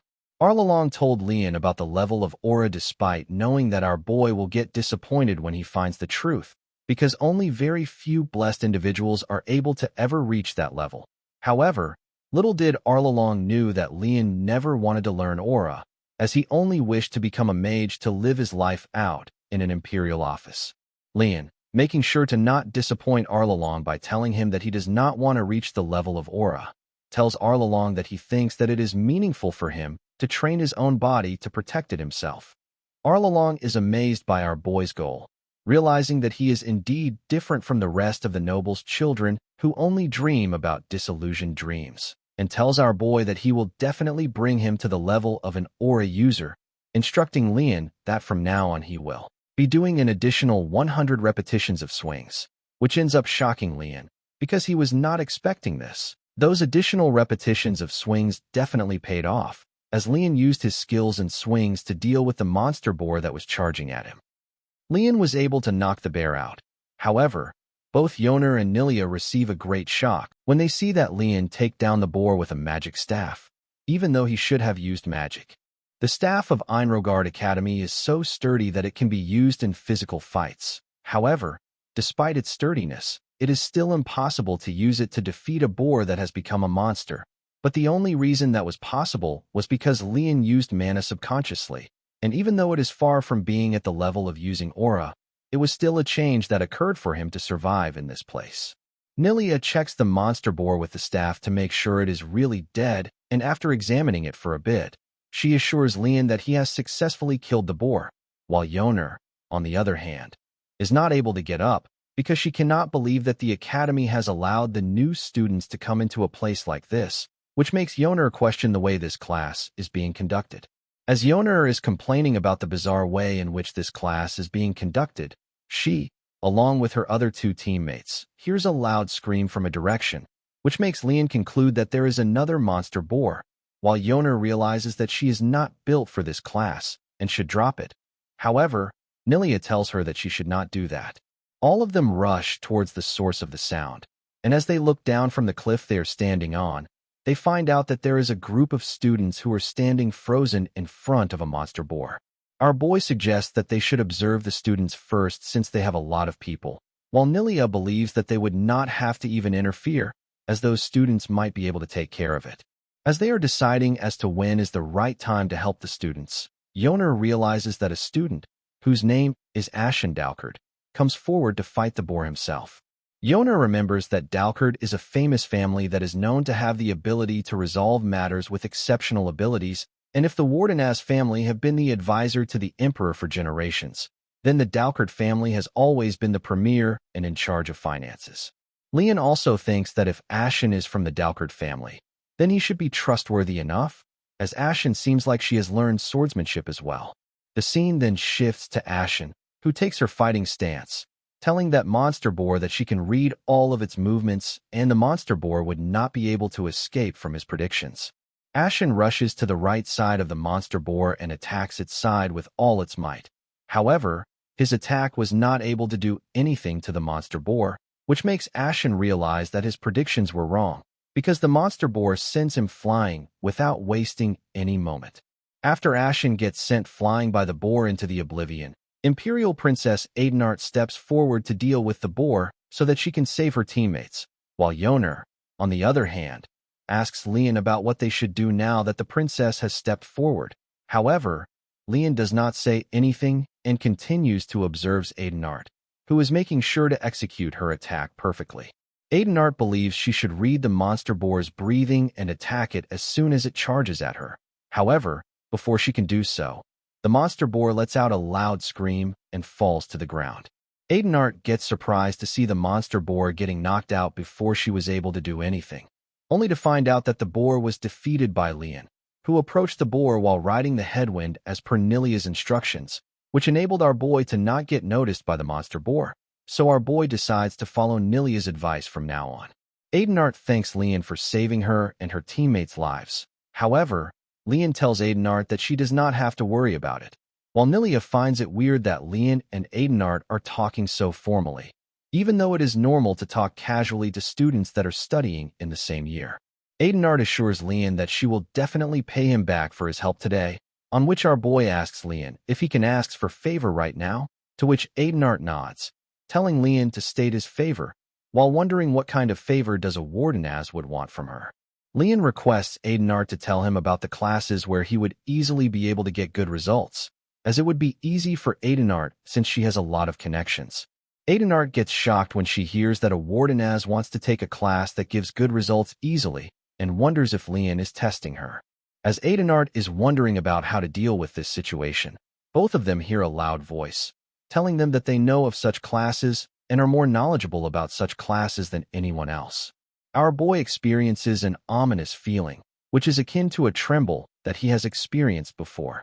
Lian remembers that he has faced a similar situation in his previous life in the class where he met his graduate school professor. As Lian is reminiscing about that terrible experience, he realizes that Professor Yurgolm is standing behind him, telling him that the class that gives good results easily is the Alchemy class. Our boy gets frightened when he sees Professor Yurgolm standing right behind him and realizes that he needs to calm down, as he is no longer the inexperienced student that he used to be once in his past life. So he tells Professor Yurgolm that it is definitely possible with passion and love. Professor Yurgolm knew that Lian would think like that, So he tells Lian that he will help him get that passion and love that Lian is looking for, which puts Lian in shock because he did not know that it would turn out like this. To make sure that Professor Yurgolm leaves him alone, our boy tells Professor Yurgolm that he still needs to take a look at other classes. The rest of the students who are observing this get jealous that a professor is already after Lian, which is something that can only be expected from someone that is from the House of Wardenas. After that, Professor Yurgolm assesses the situation and decides to end today's class, telling the students that are present there about the other groups, who unfortunately did not run into monster boars because they went to different places. Ashen gets surprised after hearing this and asks Professor Yurgolm if the professor let them run into these boars intentionally, to which Professor Yurgolm responds that he did not only want them to look for them. Rather, the purpose of today's class was to let all of them experience various situations that could happen while they look for herbs. Professor Yurgolm adds that whether it is to kill, dodge, run away, or hide, an alchemist needs to be able to respond to all sorts of situations. Professor Yurgolm makes sure that all of them understand what he was trying to convey to them, but instead of understanding, some of the students are rather angry at the professor. After seeing that the professor is ending the class without asking about the corrupted grass, Yoner asks Professor Yurgolm if he does not need the corrupted grass, despite the fact that his students went through so much to get it. Professor Yurgolm gets shocked when he finds out that Lian and his group were able to find the corrupted grass, which is something he was not expecting from any of them. Professor Yurgolm tells Lian and his group that they passed the test, which means that Lian, Yoner, and Nilia are talented students that are meant to take this class, especially focusing on Lian, telling our boy that he must definitely take this class. Lian realizes that he would not be able to escape his fate, and despite getting a second chance at life, he would have to take the course that he does not like. Our boy realizes that nothing will work on Professor Yurgolm, so he decides to resign to reality and tells Professor Yurgolm that he will do his best to take this class, as learning alchemy was his dream since he was a kid. Professor Yurgolm notices that Lian is definitely matured in certain ways, as normally at his age, he would be rebellious. Professor Yurgolm then tells Lian that since he killed the boar and also obtained the corrupted grass, he would give him a special privilege, and explains to Lian that he has a cabin near the forest, which our boy is allowed to visit this semester. Lian becomes alarmed when he hears this and begins to wonder what kind of chores the professor would assign him. After seeing Lian become scared, Professor Yurgolm apologizes for not clearly explaining what he meant by that, and tells Lian that the thing the new students want the most is food, which Lian may not look forward to at the moment, but will most likely love after a week. Lian realizes that Professor Yurgolm is telling the truth, as it is indeed hard to survive on the food that is provided by the Academy, especially since all the children of nobles are in their tower. Professor Yurgolm continues that his cabin is full of fresh ingredients, and there are even spices and vegetables that he himself obtained from the forest. Lian finally realizes that Professor Yurgolm is providing him with a voucher for an unlimited buffet, so our boy happily grabs the hands of the professor and tells him that he always knew that alchemy is the best subject, which also ends up making Professor Yurgolm glad, as he starts to like Lian more and more. The rest of the student who went for searching the corrupted grass join Lian and others and find out that Professor Yurgolm was crazy enough to let loose the boars in the forest. Most of the students decide that they would not come to this class ever again, because they were about to die in the forest, while Lian, on the other hand, is not even surprised anymore after how many bizarre things he has observed so far, and thinks that he should set aside the rations as urgently as he can. The scene then shifts to Lian, who is sitting outside Professor Yurgolm's cabin trying to dismember the boar, and even though he learned how to dismember an animal from Arlalong, he does think that he can dismember this big boar alone. Yoner sees an opportunity to gain Lian's favor and decides to assist him, but our boy asks Yoner if she is okay with this because she does not look well, to which Yoner responds that she is fine, asking Lian if he can give her some meat in exchange for the help. Nilia, who is observing their reluctance in dismembering a boar, asks them if they really going to dismember the boar themselves, even though the nobles have no experience doing things like this. Lian tells Nilia that they are doing this to eat meat, and asks Nilia if she does not want to eat meat. Nilia gets intimidated by their sheer focus and determination and tells them that she will show what a hunter is truly capable of. Lian thinks that it would be possible for Nilia and Yoner to dismember a boar together, as Nilia is a self-proclaimed expert, while Yoner also comes from the family that is familiar with handling of different materials. As Lian is wondering about that, Professor Yurgolm gives them the equipment required for dismembering. Our boy thanks the professor for providing them with equipment and asks Yoner and Nilia if they are ready to dismember the boar, on which Yoner and Nilia grab their equipments and start dismembering the boar. Nilia is amazed to see that Lian is quite good at dismembering and wonders if they teach stuff like that in the Wardenaz family. Lian does not how long this boar meat will last, so he decides to preserve it properly, no matter how tired he really is. Yurgolm is amazed to find out that Lian is smoking the meat, so he praises Lian for doing that and tells him that the meat is bound to decompose eventually, no matter how cool the weather gets. So in that aspect, choosing to smoke the meat is an amazing decision. Lian thanks Professor Yurgolm for the compliment, while Yurgolm, on the other hand, thinks that he was already surprised that Lian came this far within 3 days of starting school, but he was further surprised to find him smoking meat like a professional, which is something Yurgolm was not expecting. As Yurgolm is wondering about how amazing Lian is, his stomach lets out a loud growl, which is heard by everyone present there, so Lian asks if he is hungry, to which Professor Yurgolm responds that he is indeed a little hungry.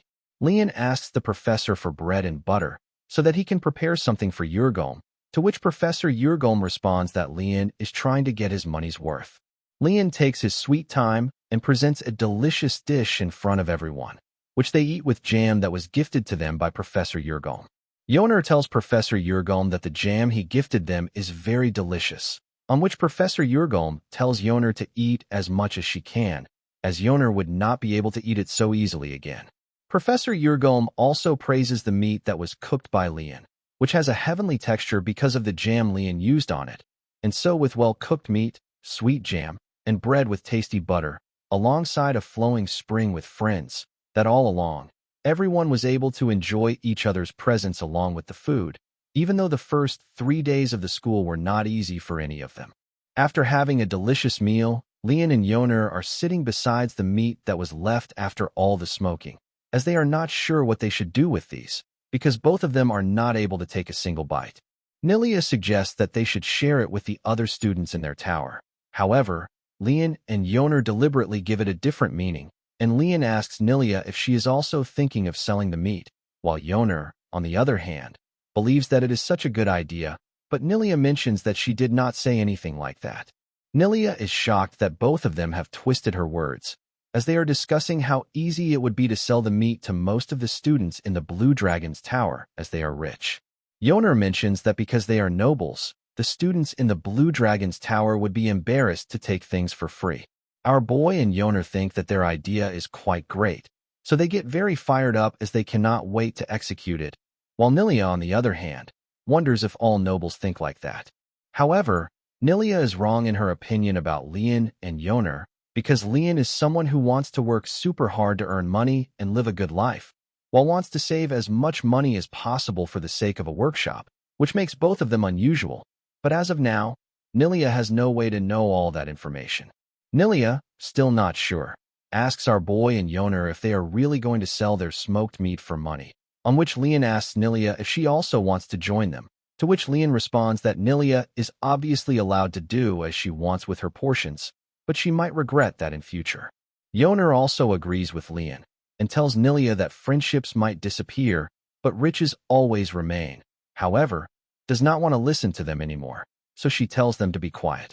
Professor Yurgolm, who is observing them for quite long, thinks that all of them are passionate and talented students, but apart from that, each and every one of this group of 3 friends looks like a troublemaker, which makes Professor Yurgolm conclude that he will be having many headaches from now on.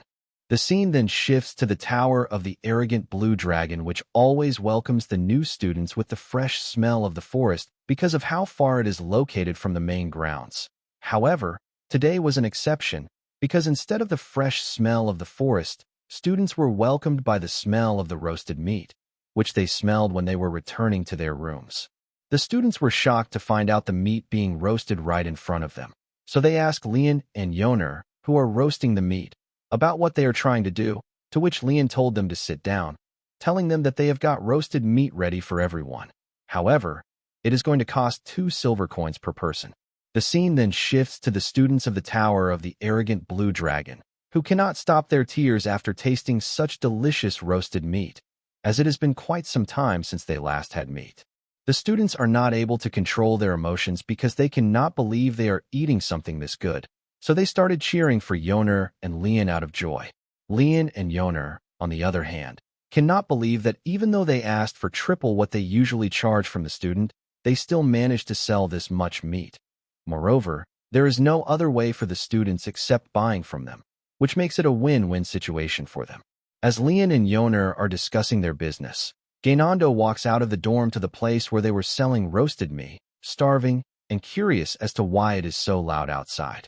Gainando gets surprised when he sees roasted meat in front of him and is greeted by our boy, who tells him to make haste and eat that roasted meat, which was cooked for him. Gainando cannot believe that he can finally taste roasted meat after such a long time and jumps on the chair to gobble some, thanking Leon for the food. However, before Gainando is even able to take a bite of the roasted meat, Leon stops him, telling Gainando that he has to pay 1 silver coin before he eats that. Gainando gets surprised when he hears that Leon is charging money for food. However, our boy tells Gainando that the only reason they did this is because a noble's pride would not allow people to eat food for free, but Gainando has no way of paying for the food at the moment. To solve this problem, our boy tells Gainando that all Gainando needs to do is designate an amount and sign with his name. Gainando looks at the credit contract and starts crying because he cannot believe how nice Leon is being to him. So Gainando grabs his pen to immediately sign the contract. Gainando realizes that he was right about having an eye for nice people, as because of that he was able to befriend a nice friend like Leon, believing that Leon is his real friend. The scene then shifts to students gathered for a lecture on basic magical personality education. However, nobles believe that they do not need to take a personality class because they are nobles and are already beyond perfection, while our boy, who is listening to them, cannot believe that the students can say all of this unironically. As the nobles are complaining about how useless the lecture will be to them, they suddenly hear a familiar voice greet them, and they soon find out that it is none other than the headmaster OSU, which makes Leon conclude that they will be learning about personality from the Lich headmaster himself. Headmaster OSU notices the faces of the students and realizes that they were finally able to eat something good after taking a whole month to find food.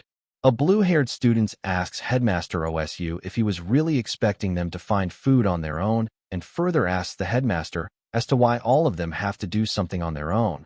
But before the blue-haired student is even able to finish his question, Headmaster OSU shuts him up, as he does not like pointless talk and praises them for getting used to their lifestyle, despite the fact that their heads are empty. Headmaster OSU realizes that even though they get new students every year, the Tower of the Blue Dragon has always been the slowest amongst all of the towers in getting used to their new lifestyle. To compare this with the Tower of the Blue Dragon, which is composed mostly of nobles, is always slow to get used to things since they have never had to experience hardship, but OSU is impressed to see that the Tower of the Blue Dragon has already gotten used to things. However, OSU also very well knows that this was only possible because of Leon, as OSU always knew that our boy was different from the moment he saw him. But what surprises OSU more is the fact that someone as flexible as Leon came from the stubborn Wardenaz family. Headmaster OSU thinks that flexibility and thinking freely are the traits that are most important for a magician, because of which Headmaster OSU always makes sure that his students are always faced with problems. The blue-haired student then questions Headmaster OSU about the purpose of this class, and instead of answering the question, the headmaster asks the student what he believes the purpose of this class is, to which the blue-haired student responds that he is not sure about the answer.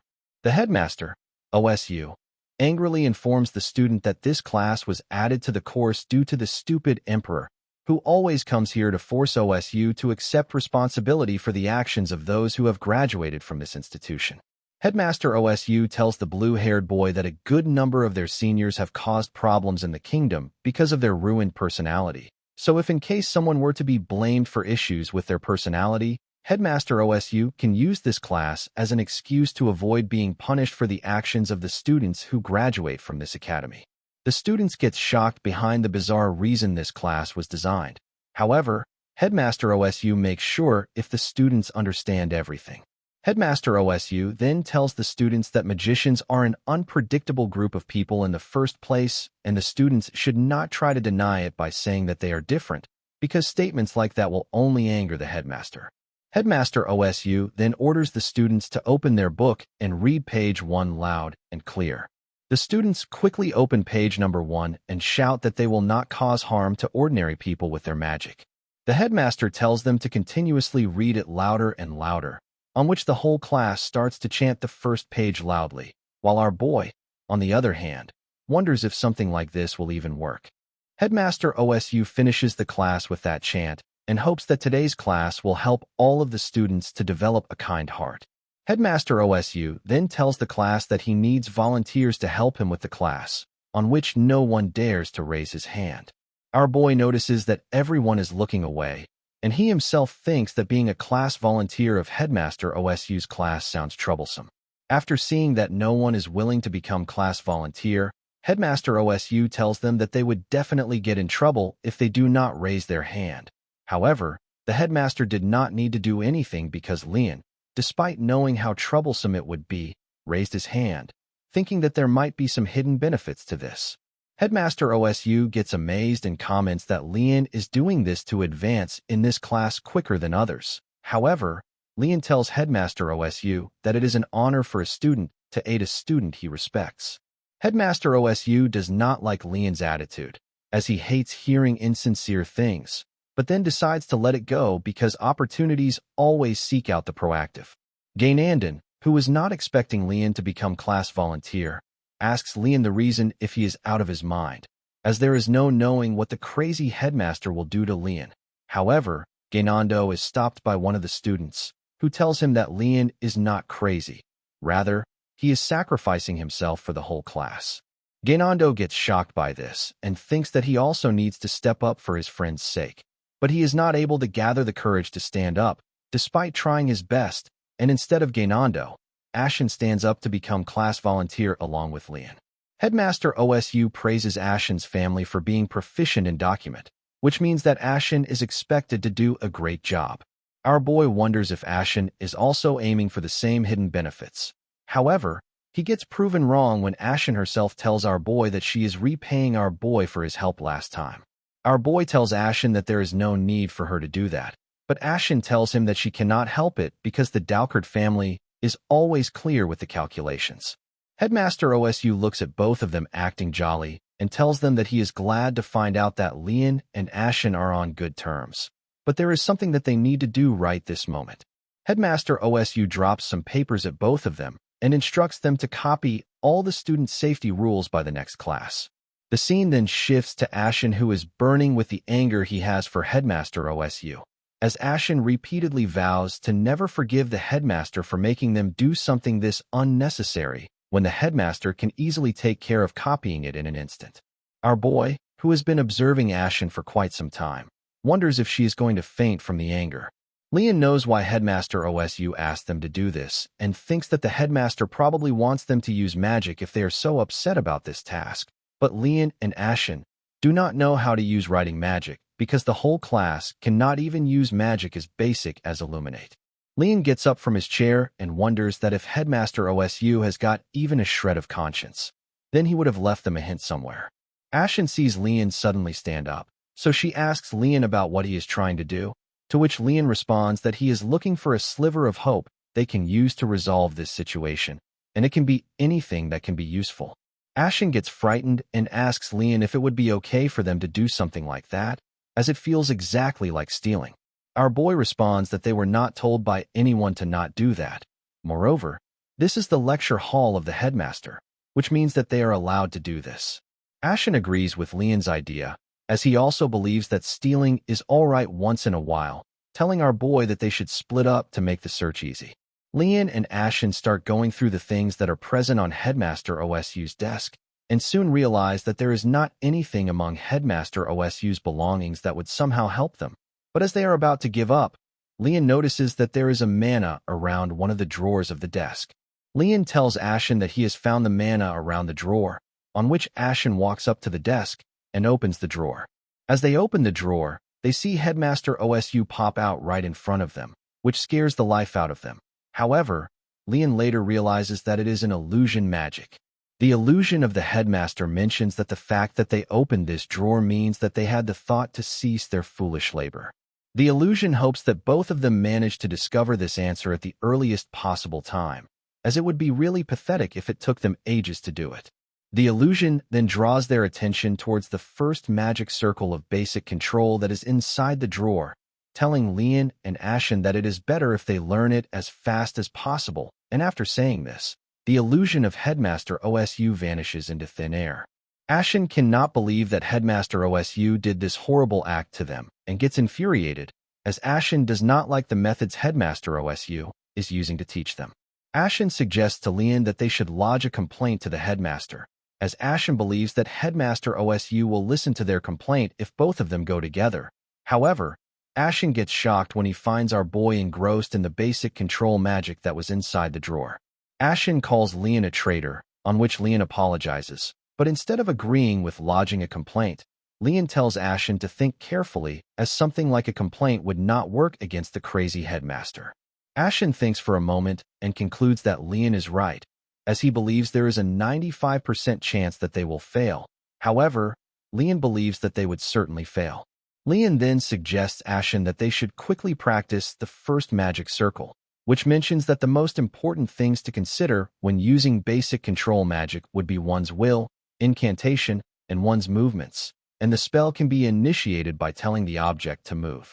Ashen and Leon, both of them try their best to control the pen using basic control magic, but even after trying to the point their mana depletes, they are unable to move it even an inch. Leon realizes that magic is really difficult to use, and even though it looks like a simple movement on the outside, the mana always gathers differently, which is akin to balancing 2 plates on 2 sticks while riding a one-wheeled bicycle on the rope in the circus. Leon tries to give it one last try with his complete focus, treating it as if it is their last chance, and thinks back to the past deadlines, to the last minute right before his homework was due. Our boy tries to become totally aligned with the tranquility of the bamboo forest, while also being light as a feather, and then tells his pen to move, which finally causes his pen to float in the air. Both Ashen and Leon get surprised to see the pen float in the air after so many tedious tries, after which Leon moves on to the next hurdle, where he has to move the pen, while Ashen, on the other hand, is amazed at Leon and realizes that Wardenaz's family is really something else. Leon starts to move his pen as slowly as he can, but the pen suddenly flies outside the window, which surprises both Ashen and Leon, as they realize that their pen got stuck in a tree after cutting the apple in half. Leon grabs the instructions on basic control magic again and realizes that there are 2 problems that they need to solve with this magic, as they not only have to succeed in completing the spell, but also have to continue to focus so that the object continues to move. However, once one manages to complete the spell, controlling the object is not as hard. Leon initiates the spell and tries to control his pen by slowly concentrating on the pen, but as he is doing that, Headmaster OSU suddenly appears right in front of them and is glad to find that Leon is practicing diligently, so OSU offers to write the rest of the document with his own magic. OSU hopes that Leon and Ashen understand why he asked them to do this, but as Headmaster OSU is talking, Leon loses his control on his pen, which causes the pen to swiftly fly towards the headmaster. Ashen gets shocked after seeing this. However, she finds the idea of a new student targeting the headmaster to be quite cool. However, Leon wishes for Ashen to shut her mouth, while Headmaster OSU, who is targeted by the flying pen, manages to stop it right before it hits him, but instead of being angry, Headmaster OSU is glad that Leon is getting the hang of basic control pretty quickly and praises our boy for doing a good job. Leon is surprised that even after getting targeted by a student, the headmaster is not saying anything about that, which causes Leon to conclude that Headmaster might be in a good mood. So he asks Headmaster OSU for some tips on controlling some objects. Headmaster OSU realizes that Leon is only struggling at controlling the object, even though he can initiate the spell without any difficulty. So he tells Leon that all the new students struggle with controlling the object, so there is no need for Leon to worry. After hearing this, Lian breathes a sigh of relief because he assumed it was due to his magic. However, after seeing Lian in a good mood, Headmaster OSU reveals to Lian that he lied about controlling the object being the most difficult part, as it only takes practicing once or twice to be able to effectively control the object, and people who have difficulty controlling the object are actually a special kind. After that, instead of telling Lian the solution to his problem, Headmaster OSU tells him to figure it out on his own, to which Lian, instead of expressing his anger at being pranked by the headmaster, thanks him and tells him that he will practice more and more until he gets the hang of it. Headmaster OSU realizes that pulling Lian's leg isn't fun, so he turns to Ashen, who he knows will react, and tells both of them that their understanding of magic will grow the more they use it. However, for now they should not worry and have some lunch. After that, Headmaster OSU teleports only Lian to the cafeteria, and instead of making him land on the ground, Headmaster OSU lets him float in the air. Lian realizes that it is the teleportation and securely lands on the ground, which is something Lian was not expecting because Headmaster OSU never uses the teleportation magic when they need it, and yet uses it to send them to cafeteria. Lian notices that Ashen was not teleported with him, but he assumes that she would be fine, as Lian has no way of knowing that Ashen was sent to the clinic to heal her magic fatigue. Our boy then looks at the cafeteria and realizes that there is not a single soul here, which is to be expected since it is way past lunchtime. Our boy looks at his share of food and realizes that he would be having 2 rice balls with a loaf of bread like he used to, which is something he cannot change for now. However, he realizes that he still has some smoked meat that he made last time, so he takes it out of his coat and starts eating it. As Lian is enjoying his smoked meat, he is greeted by Adenard, who seemed to have been looking for Lian. Our boy is surprised to see Adenard, so he asks what Adenard is doing here, to which Adenard responds that she is here to give him the data that Lian asked for last time and grabs Lian a document.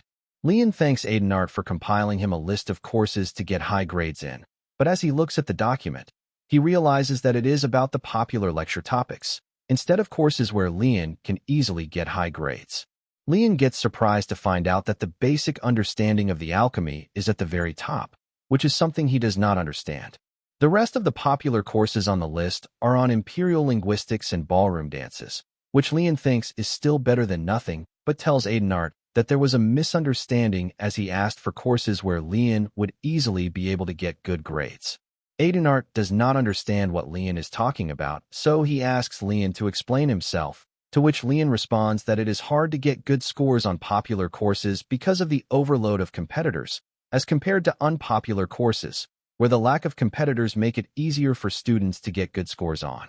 Adenard gets shocked after she hears Lian's explanation, as she realizes that Lian was actually looking for courses that would get him good grades, which is something Adenard did not expect from the child of Wardenas, especially after Lian defeated the boar, which gave Adenard the impression of Lian being a noble. After Adenard becomes certain that Lian was not testing her, rather he was actually asking for easy courses, she takes out another piece of paper which contains the unpopular lecture topic. Adenard hands Lian the document and tells him that it is the list of the courses that she took note of while she was working on the list of popular courses. Our boy looks at the document, which contains courses like basic swordsmanship, basic stamina training, and repeated practice of basic magic battle. Lian gets happy after seeing these courses, as he can already tell that people would hate these topics, as there are a limited number of people that would try to learn swordsmanship at magic school. Most of the students would also not like to take a course on repeated practice of basic magic battle, because most people are interested in research, which means that they do not even need a course on fighting. However, our boy does not care about that, because he is very glad that he can learn about more ways to protect himself. Adenard gets disgusted after seeing Lian get glad over something this useless and leaves him alone in his happiness. The next morning, Lian is walking on his way to attend one of the unpopular lectures. However, he is sad because everyone he requested to join him outright declined, as Gainando did not see the point of taking such a lecture, while Yoner, on the other hand, told Lian that she already has a class at that time. But the most surprised out of them was Ashen, who could not understand the reason Lian is wasting his precious time over these unpopular lectures. Our boy understands the reason everyone declined to take the unpopular course with him, as they have no way of knowing what might happen to them. Because when it comes to schools and professors, there is no such thing as consideration for others, as even though they all know that the student is listening to other lectures, the professors still do not care about others. For that very reason, Leon needs a lecture that he can care less about, so that our boy can focus on lectures that are more important. As Leon reaches the lecture hall for the class of repeated practice of basic magic battle, he gets surprised to find out that it is located in the basement of the building, which is something he does not understand. And although the stairs looked normal, our boy could already tell that something was wrong with the place. There is a saying that anyone would know if they belong to the Empire, which says that one must not recklessly enter the magic tower, even though it might look normal on the outside, because one might not be able to escape once they step inside. This is something Leon read in a fantasy novel when he was little, where the two siblings were finally able to exit the tower after an entire week. Little Leon believed that the fairy tale was exaggerated, as there is no way it would take one a week to escape the tower, so he asked Arlalong about to confirm if it is fake, to which Arlalong responded that it seems a little exaggerated because one can never leave the tower once they go inside, as realistically speaking, one would die. Inrogard could also be considered the final form of the magic tower that is often found in fantasy novels, which is the reason that the students, despite their sheer curiosity, do not even dare to explore Inrogard Academy. Leon is also scared as he stands in front of the stairs that lead to the lecture hall for the course about repeated practice of basic magic battle, assuring himself that everything would be fine since it is school, and there is no way the headmaster would create a school that kills the students. Leon thinks that the dormitories and the first floor of the main building were totally fine, so there is no way for the basement to be spooky, but as our boy decides to enter the building, he gets startled by Headmaster OSU, who appears right behind him out of nowhere and asks our boy if he is entering the first level of the underground. Leon wonders what is the headmaster doing at this place, but realizes that this might turn out to be a good opportunity for him. So our boy tries to butter up Headmaster OSU, telling him that he is very honored to see his esteemed headmaster, and asks Headmaster OSU if he could tell Leon something about Underground Level 1 as he is trying to enter it. Headmaster OSU responds to Leon that he would not tell anything about the Underground Level 1. Leon gets angry by the non-serious behavior of the headmaster, but still manages to put out a smile, because the graduate student is someone who is capable of smiling in front of his teacher despite being full of grudges and loathing. Leon then enters the Underground Level 1 despite not learning anything from the headmaster. And as he walks, while observing the basement, Leon realizes that the basement looks pretty normal, even though Headmaster OSU tried his best to scare Leon.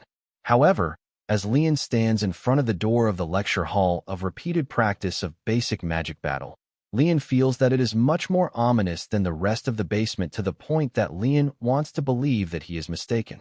As Leon stands in front of the ominous door, he notices that the two students other than him are also here to take this class, which makes Leon conclude that there are enough students, contrary to what he thought earlier.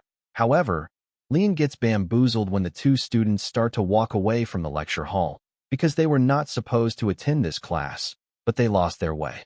The students cannot believe that they almost set their foot in the wrong class, because no one would even try to take such a class, as even the brave guys in their tower came out all scared. Leon, who is listening to their conversation, feels as if he just got humiliated, but he decides to not ponder over it further and pushes the door of the lecture hall to enter the class. As our boy enters the class, he notices that there are 3 students other than him attending the class, which puts him at ease a little. However, the 2 of these students were not supposed to be here, as they entered the wrong class. As Leon walks to his bench, he wonders about the purpose of the blue ball that is on every desk of the classroom. However, as Leon is wondering about it, the professor tells him that the class is about to start, so everyone should take their seat. Leon gets surprised when he hears a voice from the far corner of the room, as our boy did not even realize that there was another person in the room, and the same goes for the rest of the 3 students, for they were also not aware of the presence of a person other than them. Leon takes a quick look at the person sitting at the corner of the room and finds out that he has pale skin, with gloomy eyes and long canine teeth, which means that their professor this time is a vampire. The professor introduces himself as the Vladi Bagrek, informing the students that he is in charge of this class and tells them that he is looking forward to teaching them. Professor Greg also holds the blue ball in his hands and informs the students that the blue ball they see on their desks is made from a spirit star stone, which is an ore that is quite sensitive to mana. Professor Greg then explains that as constellations occupy their spaces, they exude divine power, and spirit star stones change after taking in that power. Professor Greg then instructs the students to get up from their seat and infuse their mana into the blue ball. Leon quickly gets up from his seat and touches the blue ball to infuse his mana in it, wondering if he would be able to pull it off, considering how he failed to use Illuminate, which is a basic magic. As Leon, along with the rest of the students, infuse mana into their balls, the balls suddenly start to float in the air, which shocks Leon, as he cannot believe that he succeeded so easily. Leon thinks that the object they are using is not just a spirit star stone, but rather an artifact, which is quite evident from the markings present on the ball, which makes our boy conclude that Professor Greg made these balls himself. Leon gets amazed at this because he has heard that artifacts sell for a lot of money if they are made really well. As the students are focusing on the task given to them by the professor, a purple-haired girl loses control of her object, which causes it to rapidly fly towards the ceiling, to the point that it looks like it will pierce the ceiling, but as the ball reaches the ceiling, it stops on its own. Professor Greg then explains that the ball is connected to the will of the students, which is the reason they can control it easily. However, he has casted a contract upon the object so that it would not destroy the lecture hall. The purple-haired girl lets out a sigh of relief after hearing this, but as she is calming her nerves down from the recent surprise, her ball which flew into the air comes flying down quickly and hits the purple-haired girl in her stomach, which causes the ball to fall on the ground. Professor Greg continues from his previous explanation that the contract does not apply to the students, which means that the ball can definitely hit them. So Professor Greg advises the students to take extra care to not destroy the ball. The purple-haired girl asks, shouldn't the professors care about the students instead of the object? But Professor Greg ignores her and tells the purple-haired girl to try making the ball float again, while Leon, on the other hand, concludes that this professor is quite strict than the rest of the professors he took classes of. After the students manage to float the ball effectively, Professor Greg instructs them to make a circle, which puts the students at bind, along with our boy, who also finds it quite difficult to control even though it is an artifact, because no matter how much Leon tries, the ball would not move according to his will. A blue-haired student somehow manages to draw a circle, which makes him happy, so he tells Professor Greg about it, on which Professor Greg, instead of praising the blue-haired student, instructs him to do it again, which confuses the student. A good amount of time is spent in drawing the circles, which makes Leon wonder if they would be doing this thing the entire class. So to satisfy his curiosity, our boy asks Professor Greg about when they are allowed to stop drawing circles, to which the professor responds that they can stop when they are able to do it perfectly. The blue-haired student asks Professor Greg if he is allowed to go to the toilet, to which the professor responds that he does not have to ask for permission. The students were growing tired of the challenging class and began leaving the classroom one by one. Watching her classmates depart, a pink-haired girl grew increasingly anxious and nervous. She wished someone would take her with them, but suddenly, she felt dizzy and collapsed. Leon initially assumed she was faking to escape the class, but as he hurried toward her, he realized she was truly in distress. She had exhausted all her magic energy. Leon carefully picked her up as she groaned in pain. He informed the professor that she had overused her mana and passed out. The professor, engrossed in a book, merely turned a page and instructed Leon that the girl could resume moving the ball in a circle once she recovered. This response stunned both Leon and the girl, leaving Leon speechless and perspiring. Now, Leon was the sole student remaining in the class. After some time, he continued attempting to move the ball in a circle. Uncertain about the grading system, Leon asked the professor for clarification. The professor explained that grades would follow the standard ranking system, with all students being ranked from first to last based on their scores, regardless of how many students were present. This revelation made Leon quite happy, as it meant the class would be an easy way for him to achieve high grades. His eyes sparkled with excitement. As long as he persisted, a top grade was practically guaranteed. This was precisely the class Leon had been seeking, a sweet deal where all he needed to do was spin a magic orb in a circle to secure good grades. With this opportunity, he envisioned a future filled with mindless, repetitive tasks. Motivated, he focused even more intently on the lesson. Meanwhile, the professor observed him with great interest, impressed that Leon hadn't left the class like all the others. Every year, countless students entered this class, only to abandon it during the first session. Last year, not a single student stayed, yet Professor Velati didn't mind. His contract with the principal only required him to teach the course annually. It did not stipulate that he must attract or retain students. As a result, he had grown accustomed to spending his days alone in the classroom, leaving only when the allotted time was over. However, today was different. Leon's presence had disrupted Professor Velati's routine. Leon, a mature and handsome young man from what appeared to be a prestigious family, intrigued the professor. Velati tried to gauge the extent of Leon's magical power by observing his actions and listening to his speech, but he couldn't discern much. Nevertheless, he was certain that Leon was special. Professor Velati lightly touched the magic orb, silently hoping that Leon would remain in the class. If he did, the professor would finally be able to progress with his lesson plan for the first time ever. After the class ended, the students gathered in the break room to chat. Leon joined them and eagerly shared details about the class, recommending it as an opportunity not to be missed since simply attending would yield good grades. However, Yoner and the Imperial Prince showed little interest. Still, the Imperial Prince inquired about the class. Leon explained that they merely needed to use their magic energy to move the magic orb prepared by Professor Velati and practice drawing circles with it. The Imperial Prince asked what they were supposed to do after that, but Leon admitted he wasn't sure, adding that no further action was required. This response left Yoner and the Imperial Prince silent, both wondering if the professor was simply a fraud. Leon, however, wasn't concerned about the professor's intentions. For him, a guaranteed high grade was far more valuable. The others were shocked by his attitude, finding it difficult to believe how different he was from everyone else.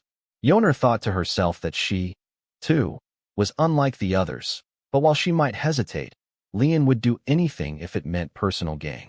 Seeing that they were unlikely to join the class, Leon's resolve only strengthened. Leon decided to leave for his next class, sparking Yoner's curiosity about which class he was heading to. Leon casually told her it was a basic swordsmanship class. Both of them were surprised again. After all, it was unusual for someone to take swordsmanship classes at a magic school. After leaving the break room, Leon made his way to the south lawn of the main building. He wondered if this was the designated training ground for basic swordsmanship. Stepping inside, he found many students already present, practicing under the guidance of instructors. Most of these students were from the White Tiger Tower, a group primarily composed of individuals from knightly families. Not only were they skilled in swordsmanship, but they also approached it with seriousness and discipline. Although the large number of students wasn't ideal for Leon, he wasn't too concerned. After all, he had been lucky in his magic combat class, and he had already acquired some swordsmanship skills.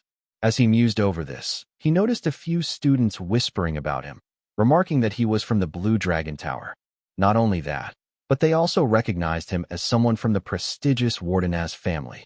The whispers speculated that Leon was only taking the class because he'd had a few private lessons from a tutor, suggesting he might just be toying with the idea of swordsmanship. Leon could hear their hushed comments. It was clear that these students, proud of their swordsmanship prowess, were somewhat hostile toward him. However, Leon's maturity made him indifferent to the opinions of a few gossiping teenagers. Suddenly, another student approached him, a broad-shouldered orc. The orc asked if Leon was from the Blue Dragon Tower. When Leon confirmed, the orc remarked that he must be lost, pointing out that this was a serious swordsmanship class, not a place for beginners. In response, Leon simply thanked him for the information, causing the orc to grit his teeth in frustration. The orc went on to warn him that this class wasn't like the swordplay nobles dabbled in, and that he could be seriously hurt during sparring, as the students wouldn't hold back. Amused by the orc's bravado, Leon waved his hand dismissively and said, with a hint of sarcasm, that he'd be careful not to hurt him when the time came. It took the orc a moment to realize Leon was mocking him, but before he could retort, a sharp cough cut through the air. A professor had arrived and was gathering the students' attention. Leon turned around to see an elf stepping forward. The elf introduced himself as Professor Ingoldal and explained that he would be teaching swordsmanship for the current semester. He went on to say that he assumed all students present already had experience in swordsmanship and were taking the class either to refine their skills or maintain their edge. Therefore, Professor Ingoldal announced that the class would focus on skill improvement rather than starting from the basics. As he finished speaking, an elf student tapped Leon's shoulder from behind and waved at him. Leon glanced at the elf student, thinking that with his delicate features, he must be quite popular with the girls. The elf student then asked if Leon was from the Warden's house. Leon responded by asking if the elf needed something from him. The elf smiled and explained that he was simply curious as to why someone from a house renowned for producing mages was studying swordsmanship. Leon laughed and told the elf that the reason was simple. Swordsmanship class offered an easier way to earn good grades with fewer students present. This candid explanation left the elf student visibly shocked. Leon preferred to be upfront, as he believed telling them what they wanted to hear would only lead to misunderstandings. Despite the surprise, the elf student continued the conversation and introduced himself as Giselle from the Morty house, asking Leon to call him Morty. Leon thought Giselle appeared quite young, yet his hands bore the marks of extensive sword training. Offering his hand, Leon shook Giselle's, all the while wondering if Giselle was truly from the Morty house. The Morty family was known for their role as protectors of the North, adhering to strict rules and thriving in a harsh environment. They were reputed to do whatever it took to achieve their goals. However, Giselle seemed to contrast sharply with that image.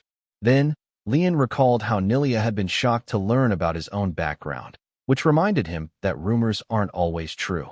This realization made him think that perhaps a good friendship with Giselle was possible. Leon was practicing the blue sword style, a technique taught to him by Alurlong. As the name suggests, the blue boulder sword style was solid and straightforward.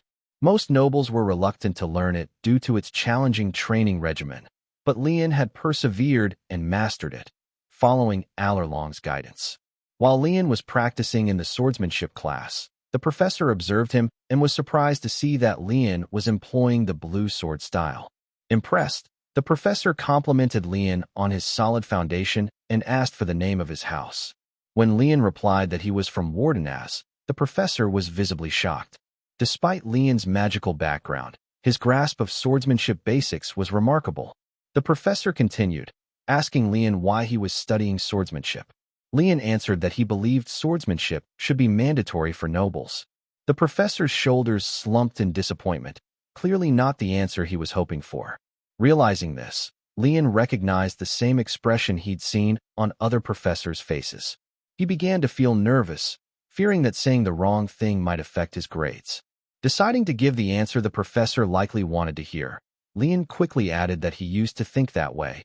But as he continued his training, he came to appreciate the profound depth of swordsmanship.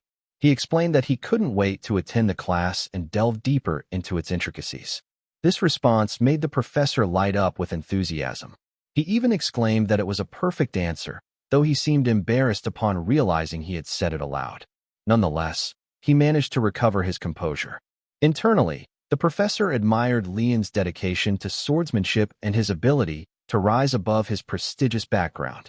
He even thought that Leon's attitude surpassed that of many students from the White Tiger Tower. Inspired by Leon's enthusiasm, the professor proudly drew his wooden sword and instructed Leon to select one as well. Leon began to sweat. This was not what he had expected. They both initiated a mock battle, but Leon was utterly defeated by the professor.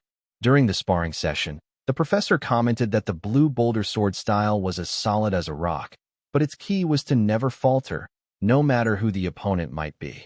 After the match, the professor extended a hand to help Leon up, explaining that this was the essence of the blue boulder sword style. Trembling and racked with pain, Leon stood with the professor's assistance. The professor announced that it was enough for today and called for the next student. The class was now visibly terrified, having witnessed Leon being so thoroughly defeated.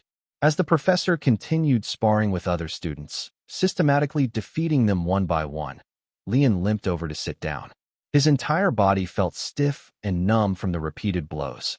The professor had an uncanny ability to detect openings and exploited every weak point in Leon's technique, landing hit after hit. Leon slumped in the shade of the wall, joined by other students who had also been thoroughly beaten. Reflecting on the session, Lian conceded that the professor was an exceptional teacher.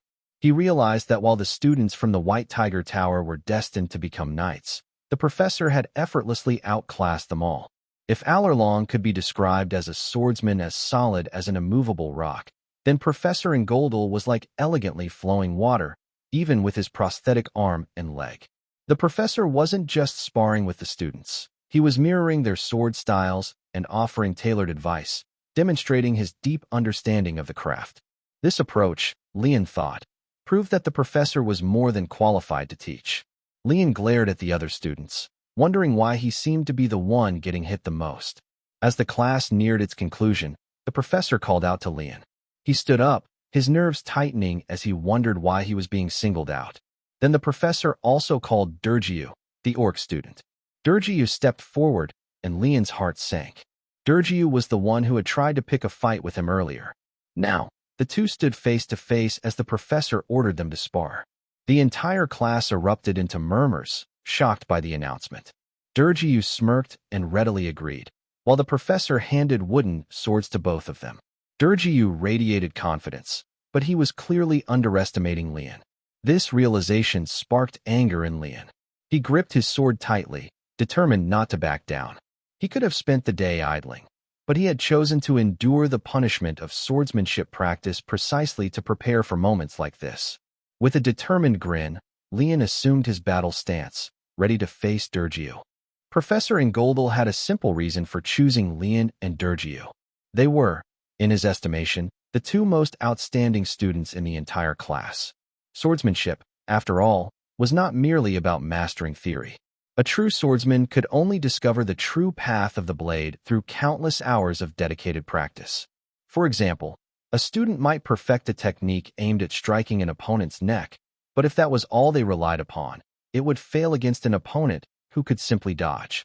Theory served as a guide, but understanding it fully and learning how to apply it in practice was what truly unlocked the destructive power of swordsmanship. With that in mind, the professor believed that Lian and Durgiu had both reached that stage. To further challenge them, he had also imbued a small amount of mana into their wooden swords. In other words, the professor saw them as exceptionally talented and promising knights. At the professor's signal, both Lian and Durgiu stepped forward to take their positions. Professor Ingoldal's eyes rested on Lian, silently commending his swordsmanship despite his origins in a family of mages. He couldn't fathom the amount of opposition Lian must have faced from his house, yet here he was, earnestly pursuing the path of the sword. Just imagining it brought a glimmer of emotion to the professor's eyes, and he inwardly praised Lian as a commendable and dedicated student. In his mind, the professor promised himself that he would personally guide Lian on his journey of swordsmanship. Raising his hand, the professor signaled the start of the match. He was as eager to see the outcome as the students themselves. Durgiu's Alpine Moon sword style was swift and aggressive, while Lian's Blue Boulder style was solid and forceful, two completely contrasting styles. The professor was certain that sparring against each other would allow them both to learn invaluable lessons. After all, that was the essence of rivalry. Durgiu smirked and asked Lian if he planned to make the first move. But he didn't wait for an answer. Impatient, he launched his attack. Charging forward, he closed the distance, but Lian smoothly sidestepped and, with a swift movement, dug his foot into the ground and kicked up a cloud of sand into Durgiu's eyes. The watching students gasped in shock. One of them turned to Professor Ingoldal and hesitantly asked whether what Lian had done was even allowed in a sparring match. However, the student was startled to see the professor visibly thrilled by the bout.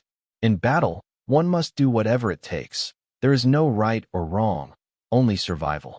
Lian understood this concept better than anyone. As Durgiu staggered, temporarily blinded by the sand, Lian pressed the advantage, charging forward with a precise sword strike.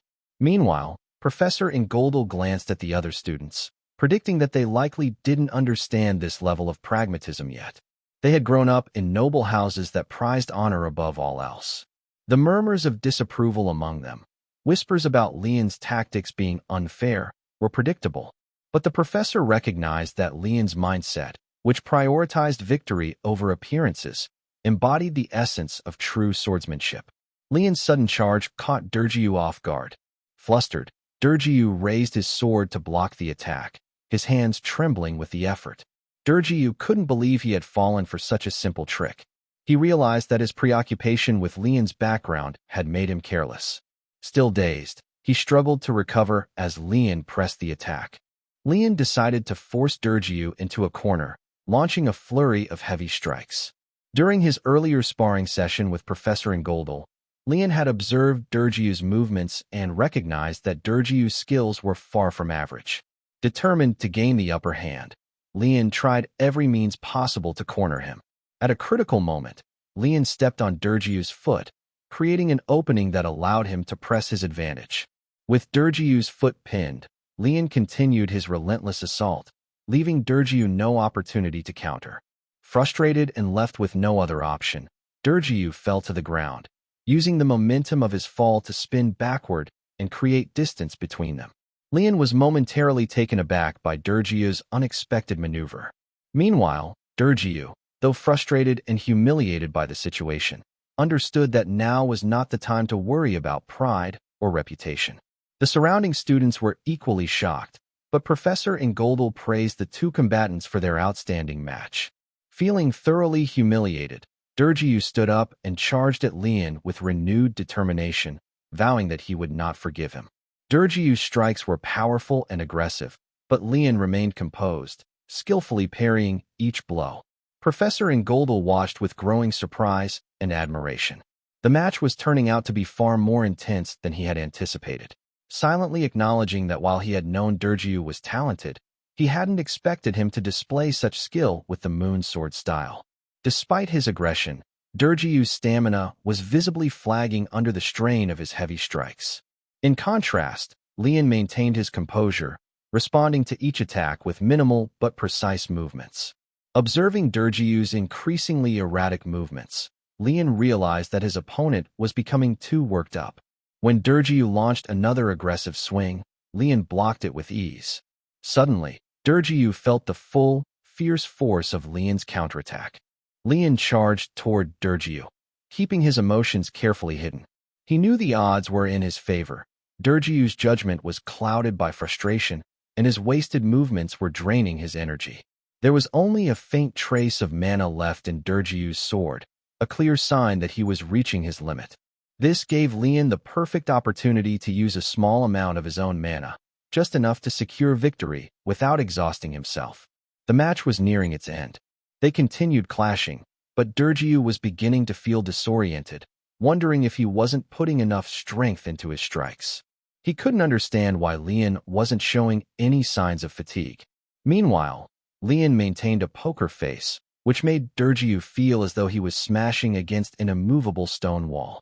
It made him wonder if he was simply playing into Lian's hand. A chill ran down his spine as he struck again, only for Lian to block the attack effortlessly and counter, disarming Derjiu and sending his sword clattering to the ground. Lian assumed a poised stance, finally claiming victory. Both fighters were visibly exhausted. The professor stepped forward and declared the match over, instructing them to come forward. Professor Ingoldal reflected that it was a pity. The outcome might have been different if Derjiu had maintained his composure. However, he recognized that the young orc had simply crumbled under the pressure. Glancing at Lian, the professor remarked that he was already beginning to display the presence of a high-ranking noble. He then praised both of them for their excellent swordsmanship, but reminded the class that victory was never absolute. He encouraged the winner to remain humble and the loser to move forward with dedication. Finally, he asked them to shake hands. Lian, however, was cautious, suspecting that Derjiu's personality might not easily accept defeat. To his surprise, Derjiu extended his hand and admitted it had been a good fight. Not only that, but he also apologized for his earlier rudeness. Derjiu acknowledged that Lian was certainly qualified to take the swordsmanship class. Lian was momentarily startled, wondering if Derjiu was trying to catch him off guard.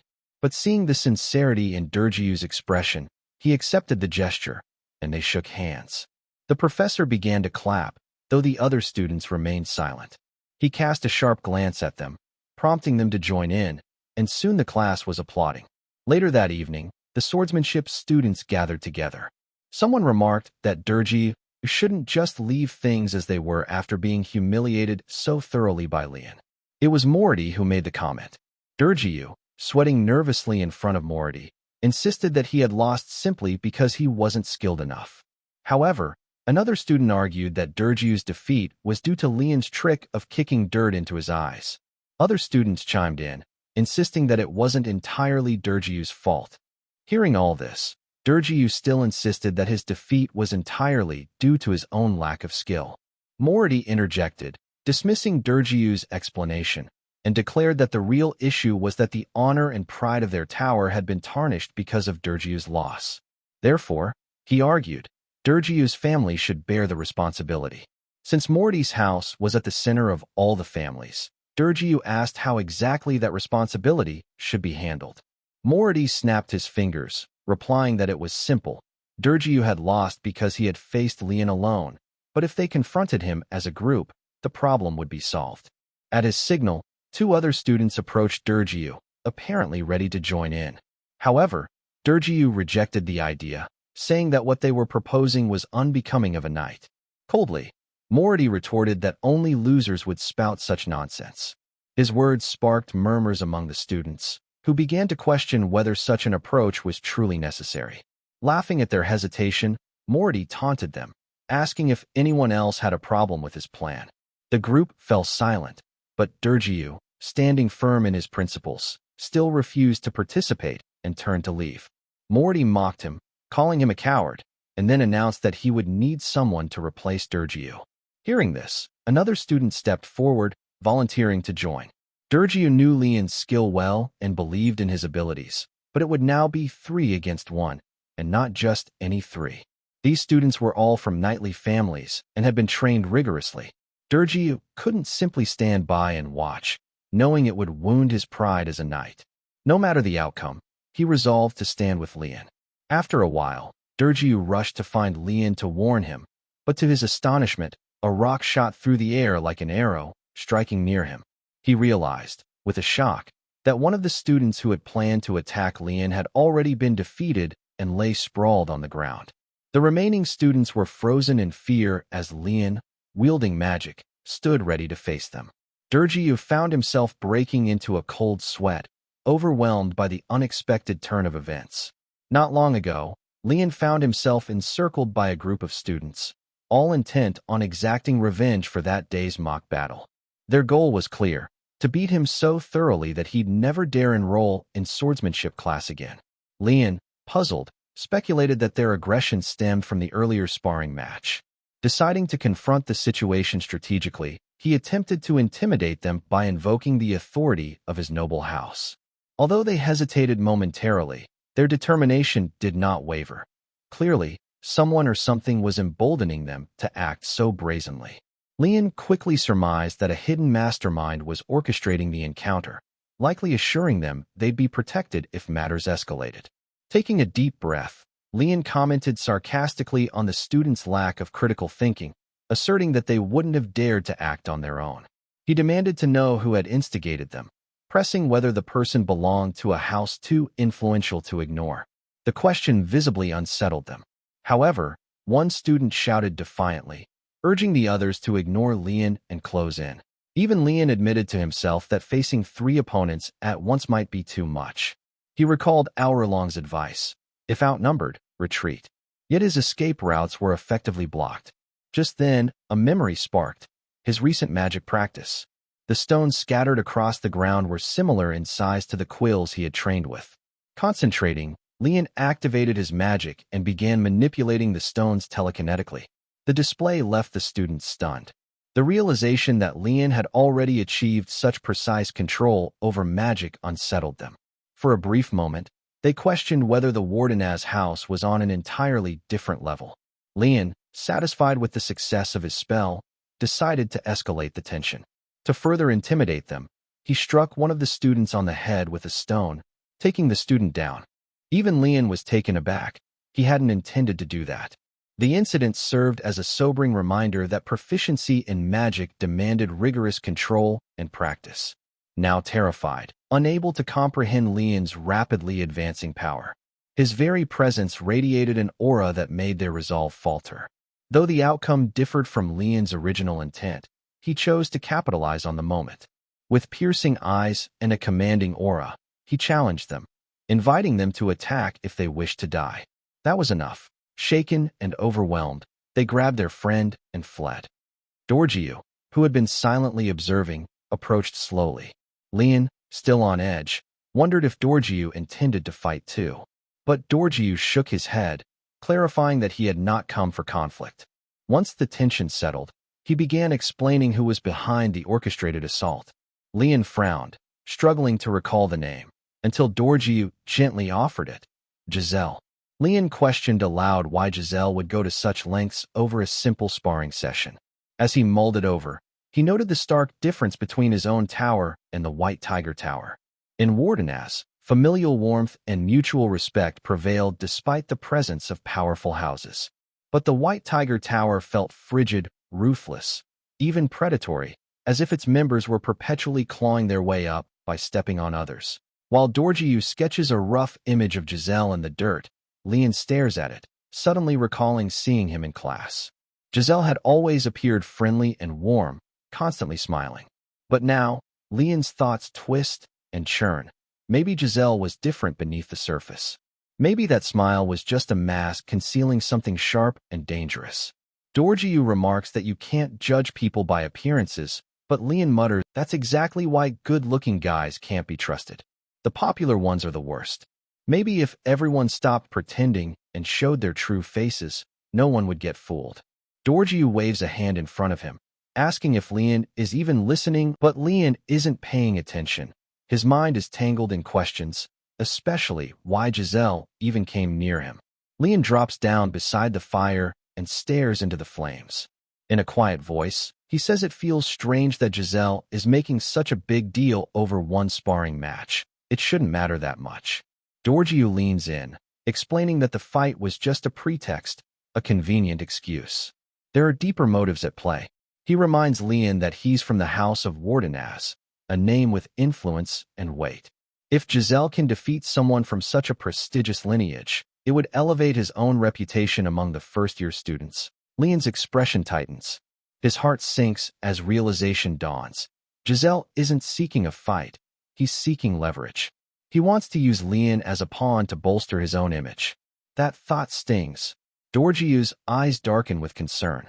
He knows that if Lian continues excelling in class, resentment among White Tiger Tower students will only grow. And Giselle knows exactly how to exploit those feelings. That kind of manipulation is dangerous. He warns Lian that if he intends to stay in the swordsmanship class, he'll need to tread carefully. Things could escalate. Later, as their conversation ends, Lian walks back to his tower with Dorjiu's words echoing in his mind. He considers the advice, to drop swordsmanship so Giselle loses his advantage. But deep down, he knows he won't quit. Quality courses are rare, and he won't let one troublemaker drive him away. He pushes open the tower door, his pride stoked by Giselle's audacity to treat him like a political pawn. Inside the break room, students are laughing, chatting, and playing as if nothing's changed.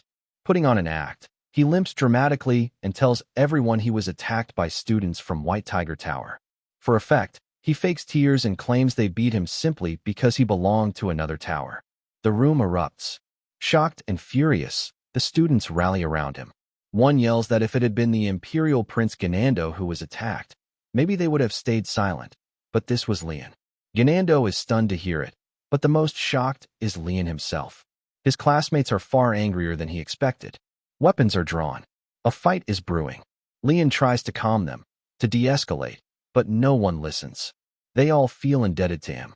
They remember the meat he once provided, the meals that saved them from starving under the headmaster's harsh rules. Even though Lian had overcharged them, they remain loyal. The students form two lines, ready to march against White Tiger Tower. Lian finds himself in a tight spot. He had misjudged how deep the hatred ran between the towers. He forgot an important truth. The more alike two rivals are, the more fiercely they hate each other. As chaos builds, students scramble to grab anything they can wield as a weapon. But suddenly, one voice rises above the frenzy. A single student shouts for everyone to stop. He urges them to listen, just once, before things go too far. The green-haired student advises everyone not to act rashly, reminding them that the White Tiger Tower is filled with students from knightly families. A direct confrontation without a proper plan would be foolish. Hearing this, Lian compliments Aesun's judgment and agrees with him. However, Aesun adds that this is exactly why they need to ambush them. His comment only fires up the rest of the students even more. Lian is stunned. He had expected a bit more sense from his otherwise idiotic classmates. Seizing the moment, he finally gets everyone's attention and tells them he doesn't want anyone seeking revenge on his behalf. This matter concerns his personal honor, and he needs to resolve it himself. Despite that, the students immediately begin cursing the White Tiger Tower students without hesitation, arguing that it won't be easy for Lian to handle alone. Lian sighs and reminds them that they all come from honorable families, and it would be shameful to stoop to the same level as those in the White Tiger Tower. His words give them pause, casting uncertainty over their next steps. With the commotion dying down, Lian decides to address the group more strategically. He suggests that if the White Tiger Tower retaliates, they'll likely do so in numbers, cowardly, but dangerous. That's why they need to respond as a team. His words reignite their motivation, and everyone agrees to prepare for such a scenario. Lian feels somewhat reassured. At least now, he doesn't have to worry about being outnumbered. As the tension fades, the students begin chatting casually again. Lian overhears two classmates discussing how their next class is with students from the White Tower and how they plan to give them a hard time. One of the blonde-haired students casually mentions that they've already mastered the Luminescence spell, so dealing with the White Tower students should be easy. Lian freezes. A wave of shock runs through him. He's the only one who still hasn't mastered Luminescence. It feels like the ground has vanished beneath him. The realization that his classmates have advanced past him crushes his spirit. The next day, Yoner yawns as she strolls down the hall, only to be caught off guard when Lian greets her with a gloomy expression. She quickly discovers that Lian had been practicing magic all night. At first, she reminds him that magic practice is prohibited outside class hours, but then remembers he has special permission. Lian confirms this and explains that everyone else in class seems to have mastered Luminescence, except him. Confused, Yoner says this is the first she's hearing of it. But Lian isn't listening anymore. His eyes are locked onto Ganando, who is sneaking around with oddly suspicious movements. It's late, and the way Ganando glances around as he walks, as if making sure no one's watching, sets off alarm bells. He reaches into his pocket slowly, as though holding something precious. Lian blinks. Out comes a sausage skewer. Lian stares in disbelief. Beside him, Yoner crosses her arms and sighs in exasperation, muttering, "It's truly sad to see the proud blood of the Empire reduced to this." Ganando walks straight to the chimney, eyes wide and mouth practically drooling, as though nothing else matters. He places the skewer near the fire with great care. Lian steps up behind him, calm and quiet. "No one's going to steal it from you," he says. Startled, Ganando jumps like he's seen a ghost. The skewer falls from his hands and hits the floor. Face flushing red, he turns to Lian and demands, "How long have you been standing there?" Lian replies dryly, "Since the magical moment you pulled out your sacred sausage skewer." Ganando tries to laugh it off, acting like nothing happened, but Lian points to the fire and says, "Better save it before it burns." In a mild panic, Ganando scrambles to rescue the skewer, grabbing it with both hands like it's the last one on Earth. Then, Lian's expression shifts. He slowly looks around, eyes narrowing. Something doesn't feel right. The dormitory is in bad shape, really bad. Many of the students are starving. The meals have been getting smaller. Lian knows that if the students can't continue buying ingredients from him, things could go from bad to worse.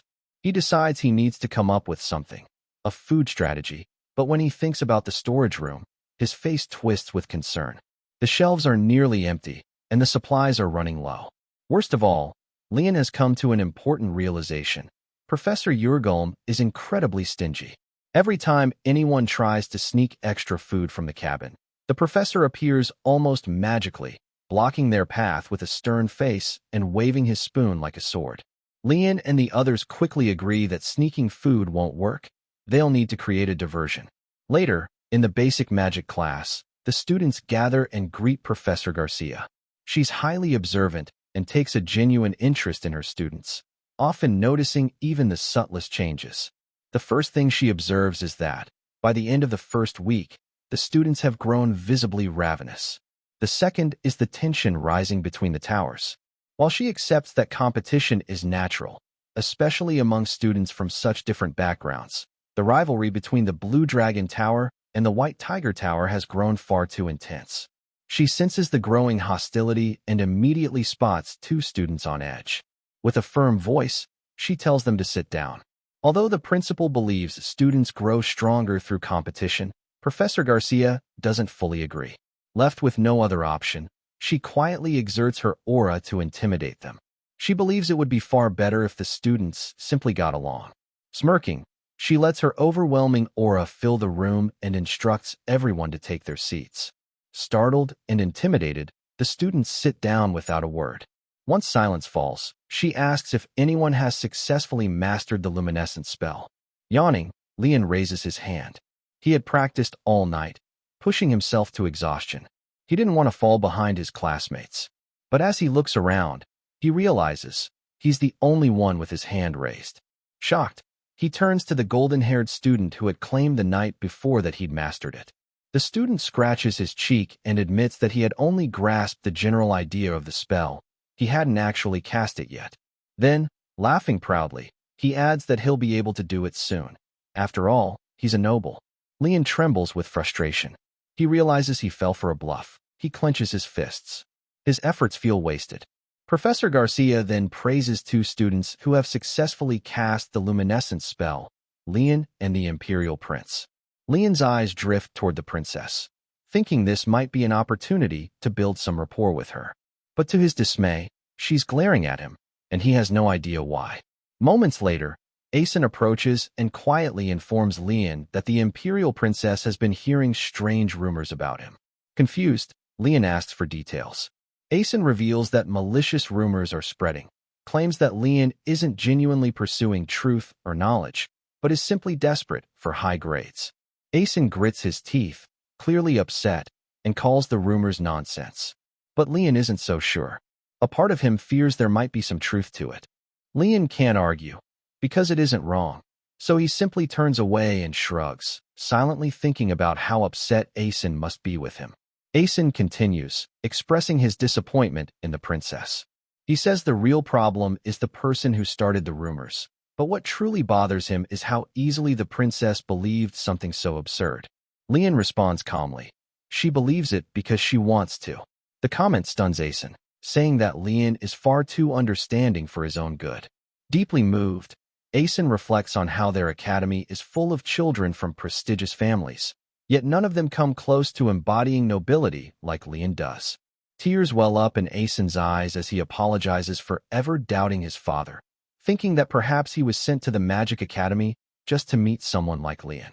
Asen silently admires him, overwhelmed by the belief that Leon is truly remarkable. Meanwhile, Leon begins to sweat nervously, wondering what exactly is wrong with Asen. Later, Leon and the princess demonstrate the magic they've been practicing in front of the class. Professor Garcia applauds their talent, praising their work. It's rare, she says, to see such remarkable progress in the first week. She adds warmly that she's glad to have such outstanding talents in her class. However, the students from the White Tiger Tower look visibly disheartened after hearing her praise. Noticing this, Professor Garcia tries to lift their spirits, assuring them that it doesn't mean they're doing badly or falling behind. She explains that Luminescence is a basic introductory spell meant to help students familiarize themselves with magic. Since not everyone has grasped it yet, she tells them not to worry too much. Leon glances around the room, realizing that most students aren't even listening to her. One of his classmates is openly mocking students from the White Tiger Tower. Professor Garcia raises her hand and calmly instructs everyone to settle down, using her flare magic as a warning. But even that isn't enough to quiet them. The students continue taunting one another, boasting that the Blue Dragon Tower's scores are higher. The bickering continues until Professor Garcia, trying to restore order, tells them not to be so hard on themselves. She then announces that the class will now begin learning elemental magic, a statement that instantly captures everyone's attention. Excitement spreads through the room. She explains that as students grow more familiar with luminescence, they'll naturally begin to understand other forms of magic. Elemental magic includes basic elements like water, fire, earth, and wind, but also more complex properties such as darkness and gravity. She explains that elemental magic serves as the foundation for more advanced spells, including spirit summoning and artifact enchantment.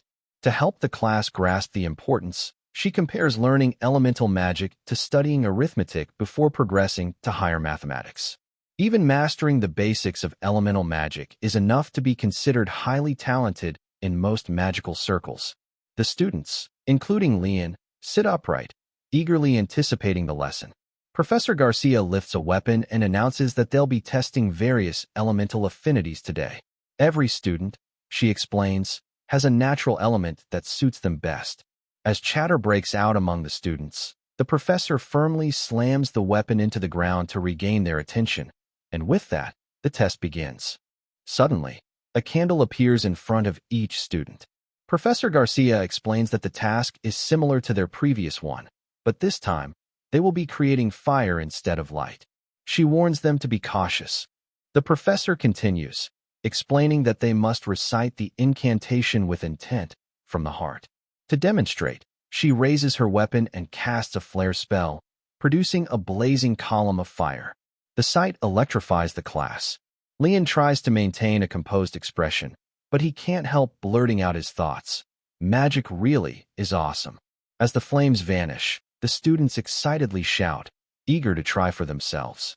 Professor Garcia gives them permission, and one by one, they attempt to summon fire, but all fail. Meanwhile, Leon considers why she gave them candles. He realizes it might be because imagining a flame is easier when the object is physically present, close enough to picture vividly. As she moves through the room, Professor Garcia sees Leon raise his wand to try. But before he can cast anything, she intervenes. With a flick of her magic, she removes the candle from in front of him. Calmly but firmly, she instructs Leon to refrain from practicing fire creation for now. Confused, Leon asks for a reason, briefly imagining his dream of walking the cool path of fire magic slipping away. The professor explains that it's too dangerous for him at the moment. Leon is startled, but then it clicks. He had struggled with luminescence because it was too bright. The blinding flashes hurt his eyes and left him unable to control the spell. If he were to lose control while creating fire, the consequences could be catastrophic. It's not a risk anyone wants to take. Summoning a cup of water with her magic, the professor tells Leon that he may begin learning fire magic only after he can properly control his mana output. Until then, she instructs him to practice water creation instead. She chose water not just for its safety, but because, like fire, it is one of the core elemental magics. Still, Leon isn't thrilled. He slumps slightly and grumbles, trying to sound diplomatic. Fire and lightning are better for offense, while earth and metal are ideal for defense. But water magic? Its uses are unclear, at least in combat. Sighing. The only real advantage, he thinks, is being able to conjure drinking water anywhere. Even so, he reluctantly accepts reality. For safety reasons, he has no choice but to comply. Watching nearby, Asen grins and tells Leon he's jealous. He's getting special lessons from the professor. That only frustrates Leon even more. Leon stands still, attempting to use water magic. He lifts his hand and tries once. Nothing. He tries again, still nothing. On the third attempt, something shifts. A gentle wave of magic stirs, and water begins to form in front of him. Asen blinks in disbelief. Leon freezes. Both are stunned. Leon managed to cast water magic after only 3 tries.